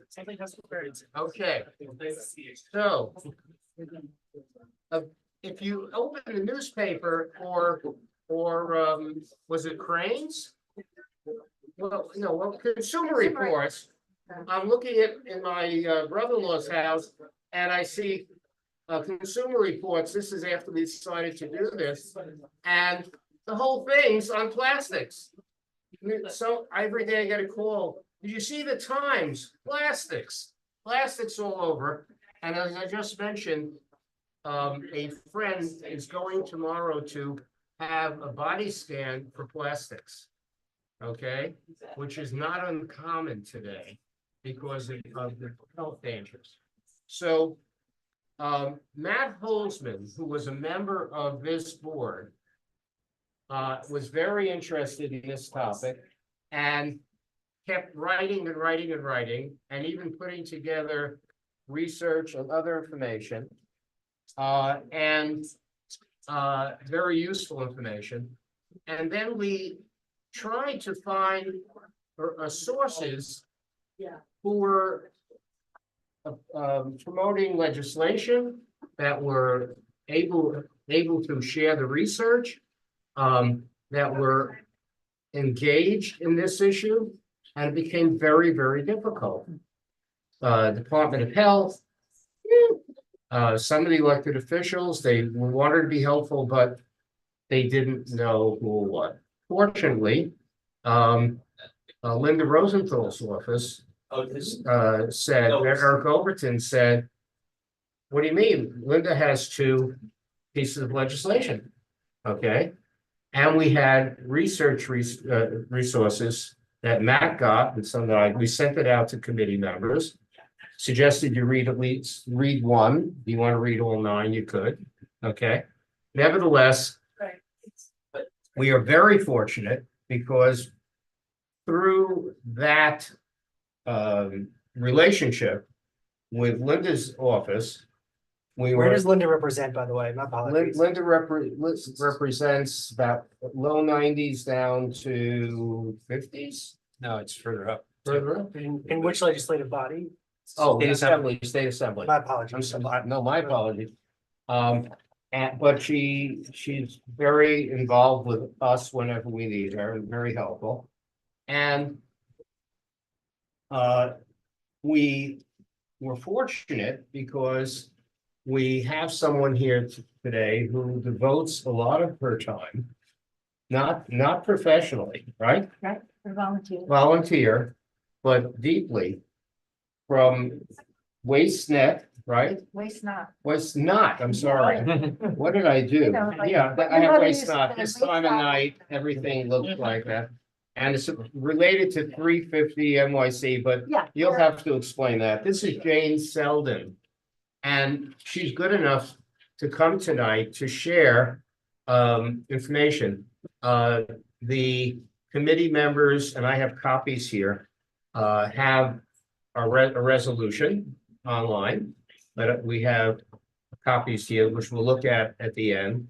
But I think there are 2 pieces of legislation that you're going to focus on that we're not familiar with, but we think are very, very important, very powerful. So Jane Sheldon, welcome. Thank you very much, and thank you for having me. As Sheldon mentioned, I'm a member of 350 NYC. I chair a group on waste reduction, so we work on plastic pollution and on advocating for composting.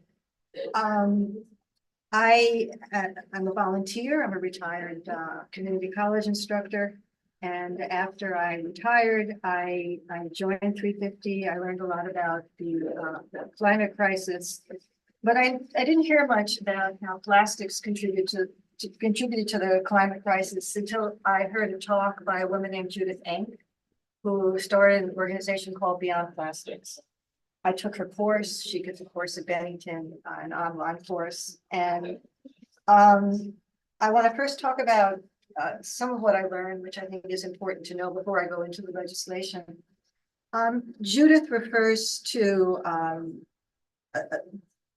plastic production as the fossil industry's plan B. And you may add, people my age remember a time before there was this proliferation of plastic. And the question is, why all of a sudden is there this, are we swimming in plastic? And what happened was the fossil fuel industry saw that more and more people are going to switch to renewable energy because it's gotten more cheaper and available, and they're going to switch to electric cars. So they saw plastic production as the next growth industry. And 1/2 of all plastic that's ever been manufactured has been made in the last 20 years. And it's projected that production will double by 2050 if we do nothing to stop it. In fact, if plastics were a country, it would be the 5th largest producer of greenhouse gases. Another comparison you'll often hear from people advocating for plastics reduction is comparing plastic production to an overflowing bathtub. If a bathtub overflows, you don't take little cups of water and try and take the water out. What do? You turn off the faucet. And so the point here is that the way to approach this, really the best solution is reduction. Recycling has proven to be a failure. And when I say recycling is a failure, I'm just talking about plastics recycling. Aluminum can be readily recycled. Glass can be recycled. Paper can be recycled. You know, the paper is recycled in New York City. It goes to a mill on Staten Island and it's made into boxes for pizza. But plastic, because of the nature of the material, it's very difficult to recycle it. And you don't necessarily want to recycle it because it has so many toxins in it, which is what we're going to get to. Only 9% of plastic that has ever been produced has been recycled. Only 9%. And the current recycling rate is between 5 and 6%. The petrochemical industry and the plastic manufacturers have always known that recycling wasn't going to work. So they really emphasize, but they've been misleading the public, to put it politely. If you recycle plastic in any way, and mostly it's downcycled, so in other words, it's recycled into a material that's less valuable, like materials used for buildings. But every time when you recycle plastic, it actually increases its toxicity. So recycling is really not the way out. Reduction is really the solution. At every stage of the lifestyle of plastic production, from its sourcing to its manufacture to its disposal, it not only creates more greenhouse gases, but it also has an adverse effect on the local communities near the fracking sites, near the plastic production sites, and near incinerators and landfill. As you probably know, 99% of plastic is made from fossil fuels. In the United States, it's a byproduct of fracking. And you know, there's been a tremendous increase in fracking in the last 20 years. So plastic is very, very cheap and very readily available. That's one of the reasons recycling has never worked. It's much cheaper to buy virgin plastic, much more expensive to try and recycle it. So at fracking sites, the chemicals that are used can cause cancer. They can cause damage to the nervous, the respiratory, and immune system. They're linked to higher rates of premature birth defects, and certain kinds of cancer for the people who live in the surrounding area.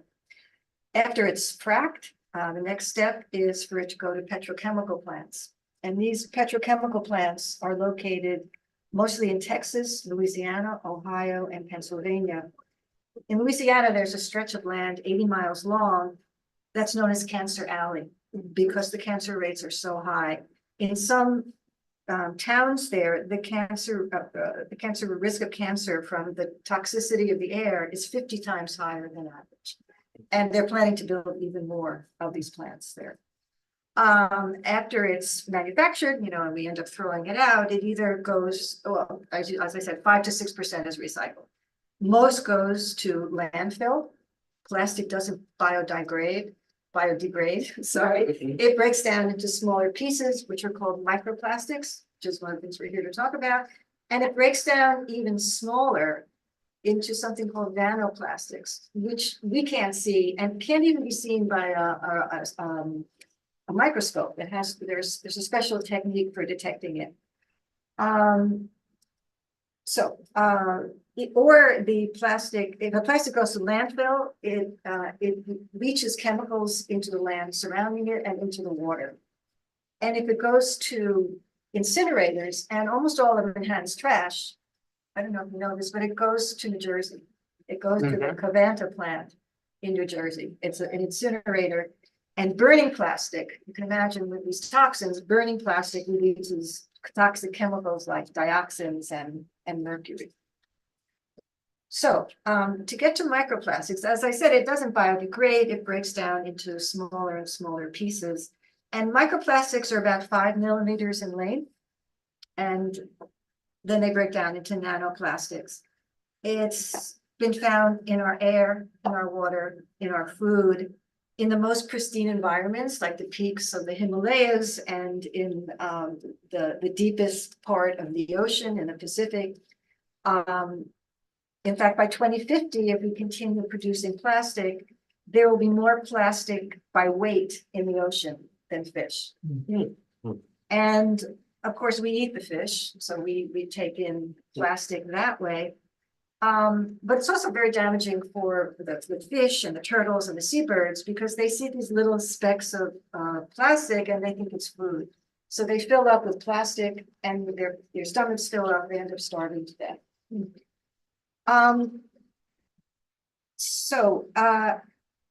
Plastics are made with over 10,000 chemicals. Many of them are endocrine disruptors and carcinogens. As I said, we're exposed to the air, the water, the food, but also packaging. And this goes back to Sheldon, the article you talked about in Consumer Reports. They recently released a study, I think it was just last month, finding that 2 common plastic chemicals, phthalates and bisphenol, were found in 100 different packaged foods. Bisphenols and phthalates are linked to infertility, impaired neurological development, reproductive issues like decreasing sperm count and loss of fertility, and metabolic disorders like obesity and diabetes. Another recent study, and this one was by the Ocean Conservancy and the University of Toronto, found microplastics in 88% of protein food samples that they looked at. And they looked at not just seafood, but pork, beef, chicken, tofu, and plant-based alternatives. So we're taking in all of this. Which brings us to the legislation. I think Linda Rosenthal's legislation is very welcome. One of her bills is the Skip the Stuff. It's the equivalent to the New York City Skip the Stuff Act, but it even goes further because New York City Skip the Stuff Act really only applies to food service delivery companies. And this applies to all restaurants. No longer providing single-use plastic utensils and condiment packets unless requested. And the other bill would expand the state legislation that prohibits state agencies from purchasing single-use water bottles. And my hope is that at the same time, these agencies will start installing refill bottle stations, and get people used to drinking tap water again. Because tap water, there was a recent study at Columbia that found that if you compare tap water to bottled water has much higher levels of microplastic and nanoplastics. It has 240,000 plastic fragments in a liter of water. 90% of these are nanoplastics, so you don't even see them. You're drinking this one. I know this is horrible. The legislation that I want to introduce to you and that I hope you will support is, everyone is always saying that legislation is groundbreaking, but this really is groundbreaking. It's called the Packaging Reduction and Recycling Infrastructure Act. And what it does is it puts into place a policy called extended producer responsibility, which is the idea that the company that produces, in this case, the waste, pays for how the waste is managed at the point of disposal. So right now, our tax money is paying for the waste that's managed by the DSNY. And we actually pay a fortune to have this waste exported. 40% of the waste is packaging waste. 30% is organics, and we're working on that. 40% is packaging waste. And New York City is projected to spend $470 million this year exporting waste, not just to Covanta, but upstate New York and to other states. So what this would do is it would make the companies that are producing the waste, like Coca-Cola and Unilever, these very wealthy companies, and this only applies to companies that have profits of over $1 million. They would pay for what happens to the waste at the point of disposal. Not only that, the law requires a 50% reduction in packaging over 12 years. And the reduction can be achieved through elimination of packaging by switching to reuse or refill, or redesigning packaging. And I'll just go ahead with a sample here. If you look at maybe this product is a deodorant. It's almost impossible to recycle it. It's basically all made of plastic except for this little part. So a company that produced this would pay much more than a company like this. That you can see the packaging is recyclable paper, and it's a shampoo. And you probably all seen these. These are shampoo bars, no plastic, very little paper. And so each company would pay fees. They're called eco-modulated fees, depending on how difficult or how easy it was to dispose of them. And it also mandates that 100% of whatever package is remaining after they cut it by 50% is also recycled. And as I said, it transfers the responsibility of managing packaging from the companies that create it away from the taxpayers. I mean, I'm sorry, it shifts it to the companies that are creating it away from taxpayers.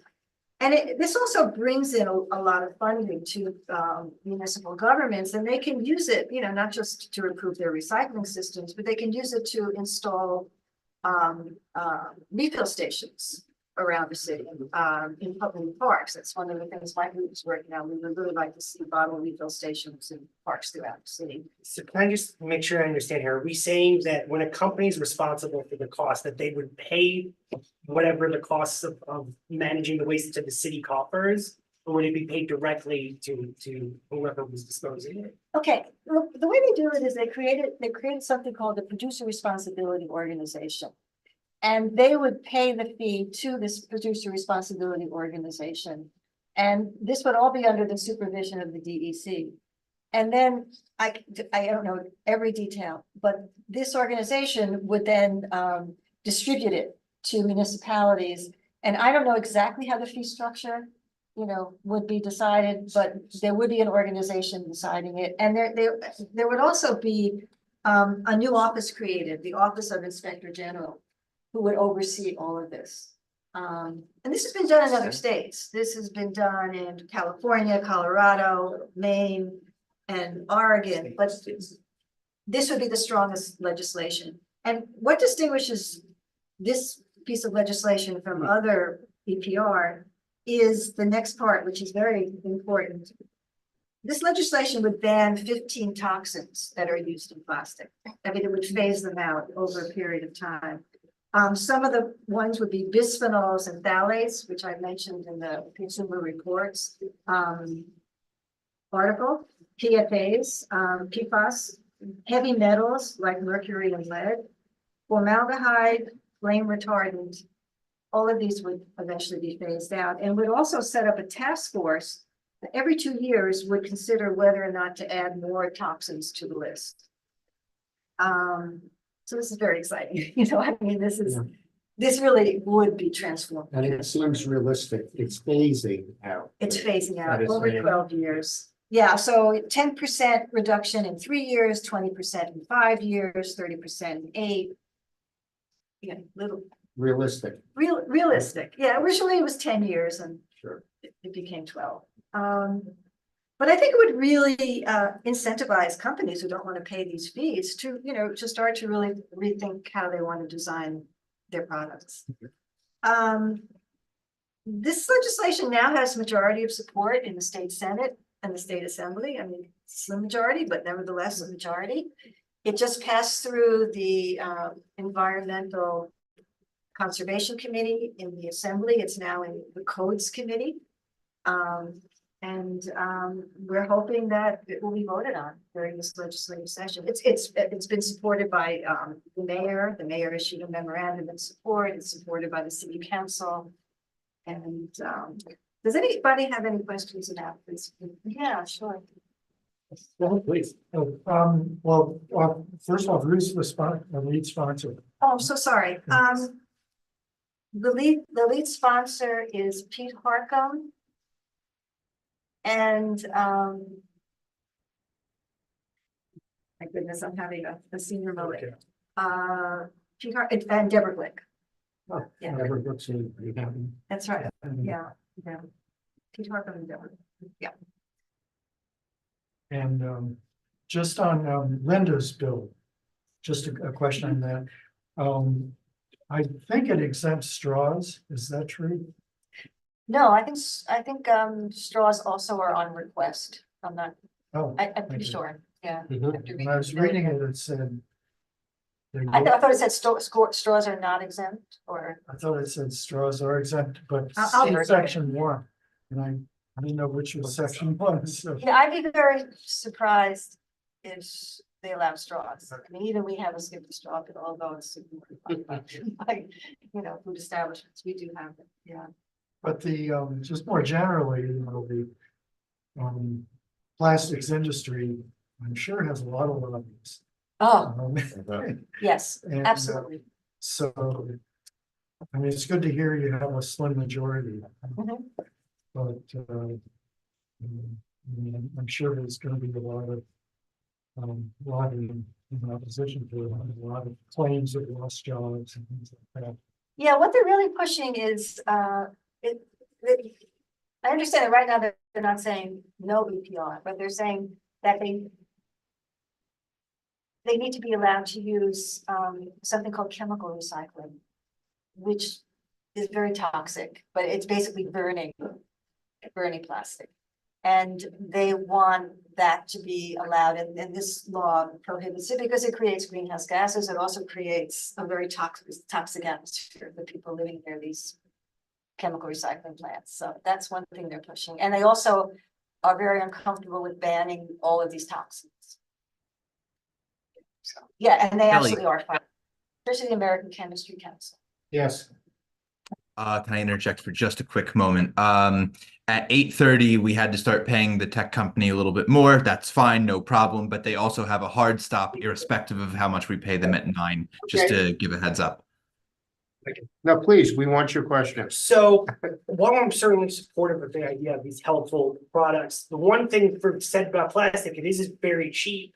Is there any concern that banning all these materials might cause consumer prices to go up and then force people to spend more on basic items? Is that something that's been given thought to?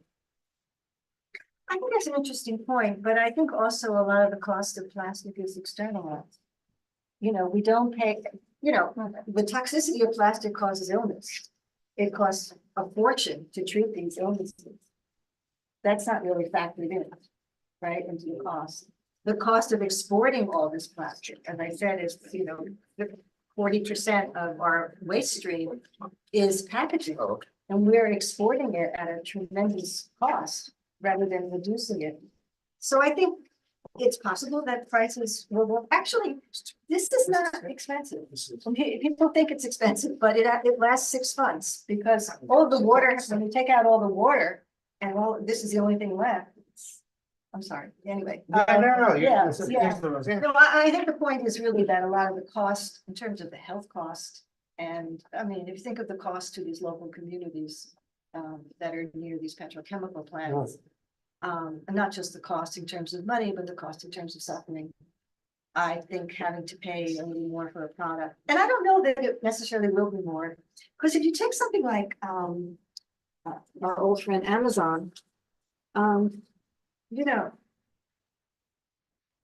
Amazon, when you get their packaging, it's not just that this can't be recycled, even though it says it can. Usually inside, there's another layer. There's a bag inside a bag inside a bag. A bubble. Yeah. Or the horrible, that's the worst, the bubble and the little pillows, and that's it. They have to pay for that also. It's true that it's cheap, but on the other hand, why is it so cheap? One of the reasons is that we subsidize the fossil fuel industry. So in a way, we're subsidizing the plastic industry. So I think it's a very good question. Our resolution cites a figure of 267 billion in 2018 as the health costs. Yeah, that's an externalized cost. It's enormous. Okay, Melissa.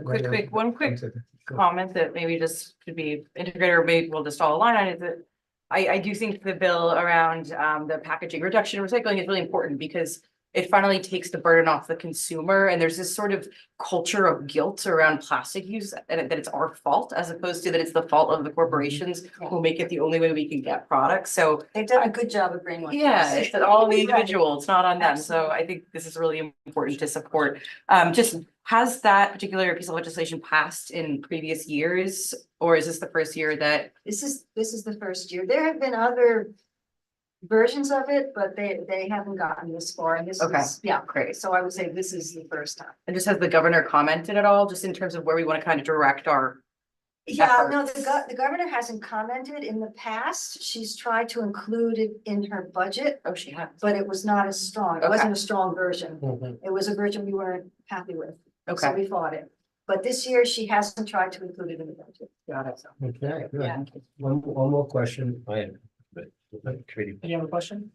What? Did you have a I mean, I for short on time, I can skip it, but I guess what I was thinking is, I know that specifically regarding this resolution, it's focusing on kind of putting the burden on companies instead of consumers. But I mean, going forward, what is an alternative to plastic that can be used that's both helps prevent contamination and is sanitary to use and cost effective, but that isn't so horrible for people's health and the environment? Yeah, that's a good question. I mean, in some cases, paper is a substitute. And you know, I mean, I stopped using plastic wrap. I use aluminum foil. I also use the wax covered paper that, you know, that you can wrap things in. You know, years ago, we used to use, you know, like for containers, we used glass, or we used aluminum foil. You know, they're made out of like aluminum foil containers. I mean, just within my lifetime, a lot of products that used to be made of more natural materials were replaced by plastic. And they're also trying to work on substitutes for plastic. I mean, I have to say that, you know, I mean, that would be very good for medical use, because there we have to use plastic right now. But very often we have a choice. It's just a question of product. Okay, Doug? Yeah, just right. I know. By the way, Louisa, I gave out the resolution. It's online. I sent it this afternoon, the revised version. So you have it. You have the resolution that we're looking at in your email. Got it? Understand? Okay. Yeah, So just, by the way, bamboo is another, you know. Bamboo. Is another reason, it grows rapidly. I didn't hear you talk about clothing, and I know that there's a lot of plastics in clothing and the idea of recycling clothing, and you mentioned PFAS, and I've been hearing so much about it, so much chatter, even as it relates to phase 1 environmental studies on buildings and a resistance from people to include PFAS in. There's a huge issue. So I just wondered if you could just quickly just talk about what PFAS is and if it's worse than anything else, because I've been hearing so much about those specifically. Yeah, PFAS is it's called one of the forever chemicals. It stays in the atmosphere forever. It stays in wherever it is, it stays forever. I honestly, I can't give you a lot more scientific information about that. It's just, it's considered toxic and we need to ban it. If you go, but you're talking about clothing. One of the largest sources of microplastics is synthetic clothing. Another one is tires. The friction of tires on the road creates a lot of microplastic. But in terms of clothing, what they recommend is hand washing of, you know, synthetic clothing is better than using the washing machine. There are certain filters that can be put in washing machines that might help. Like Patagonia, which uses a lot of recycled and fleece. And I always thought that was great. Well, it's recycled, you know, rubber, I mean, bottles. This is wonderful. They now recommend not putting it in a washing machine, but, you know, spot cleaning. So you're absolutely right that fabric is a huge source of microplastics. Yeah. And even when you think something's made of cotton, if you look closely, it may also have synthetic. Blend, yeah. Yeah, synthetic material, yeah. I can get back to you with more information on PFAS. I need to. Great, sure. Thank you so much. Oh, you're very welcome. Yeah, that's Great. providing this great presentation and for providing, and I'll be sending to people some fact sheets which you shared with me about the facts. In terms of the resolution, a lot of the health and environmental facts are there. We could have 6 pages easily, but these were some of the key ones. But ultimately, we want to resolve that the Assembly and the Senate and the governor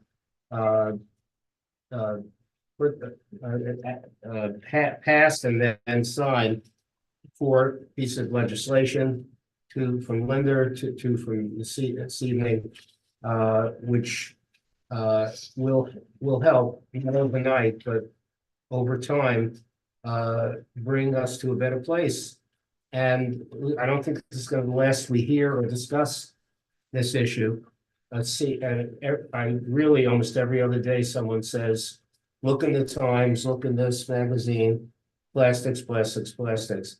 So I think it's coming into the consciousness of people, and we need to be ahead of it and make sure that the legislators don't fall back, okay, that they move forward on it, those that, especially the ones that represent us, but also others, and show support for organizations that are promoting it too, so that, you know, it's not a shot in the dark. We might take this to borough board, get the other boards to support it and make more movement, because in the spring, things are to be voted on, and then we have to wait a year very often. So, anyone want to move the resolution? Yeah, Sheldon, are we adding in a presenter mentioned? We have, well, the legislation, but the legislation, yeah, legislation, certainly, it's on here. Oh, it's already in. Oh, yeah. Yeah, I second. Okay, you move it. But I just want to make sure we have Second, the sure. 2 Linda Rosenthal bills as well as the one that she talked about. And when is it, yeah, and the, There's actually a second bill. which sure, is- second Oh, bill. I see, It's okay. expanding the current bottle. Bottles. So the one you discussed before was the packaging reduction. Exactly. Correct, yeah. This would expand the bottle. I apologize. No, unfortunately, both the Senate and the Assembly have equivalent bills. Because that's so necessary, or else you can wait forever for the other. Yes, so we have a motion, we have a second. All in favor? Board, committee members, Okay, 1, 2, 3, 4, 5. Louisa 6. Louisa 6. Audrey had to leave, she can't vote, but she said that she certainly supported it. Okay, and so that's 6-0. Non-committee board members. 1, 2. Beverly? No. Oh, they can't vote, right? You can't vote. No. Okay. I Okay. I get it. The Okay. chair didn't excuse. So 2-0, 2-0-0-0. Okay, so unanimous. Thank you, and thank you so much. Thank And I will share what you shared with me with everyone, so we're more informed. And the last thing, in the last 2 minutes we have, suggestions are welcome for a March meeting. One thing we're going to do is start looking at the district needs in terms that involve health and human services, which usually get high ratings. But we need to update the information and to invite some of the agencies that provide the services here to hear from them directly what they're doing and then what they project they need, okay, to do it as well or better. And if anyone has a suggestion for another topic, we won't have a 2-hour meeting, but if it's something pressing to you, whether you're a committee member or not, I think it's very important that we bring these things forward, and because they're videoed and YouTube, a lot of people get to see, even if they could not attend. We had a lot of people online tonight, and a lot of people here tonight. Okay, but Jane, we thank you so much. Thank you, Jane. Thank you. Absolutely. And your students must have been very, very lucky, because I could see that I'd be interested if I was in your class. Where do you teach? I taught at the Rhonda Community College. Right, Oh, very nice. Yeah. okay. Is there a motion to adjourn? Motion to adjourn. Okay, all in favor? No, yeah. And we thank Katie. Oh, yeah, very much so. Thanks so much for the graduate meeting. And we thank Alex. Right on time. Yeah, Thank you all.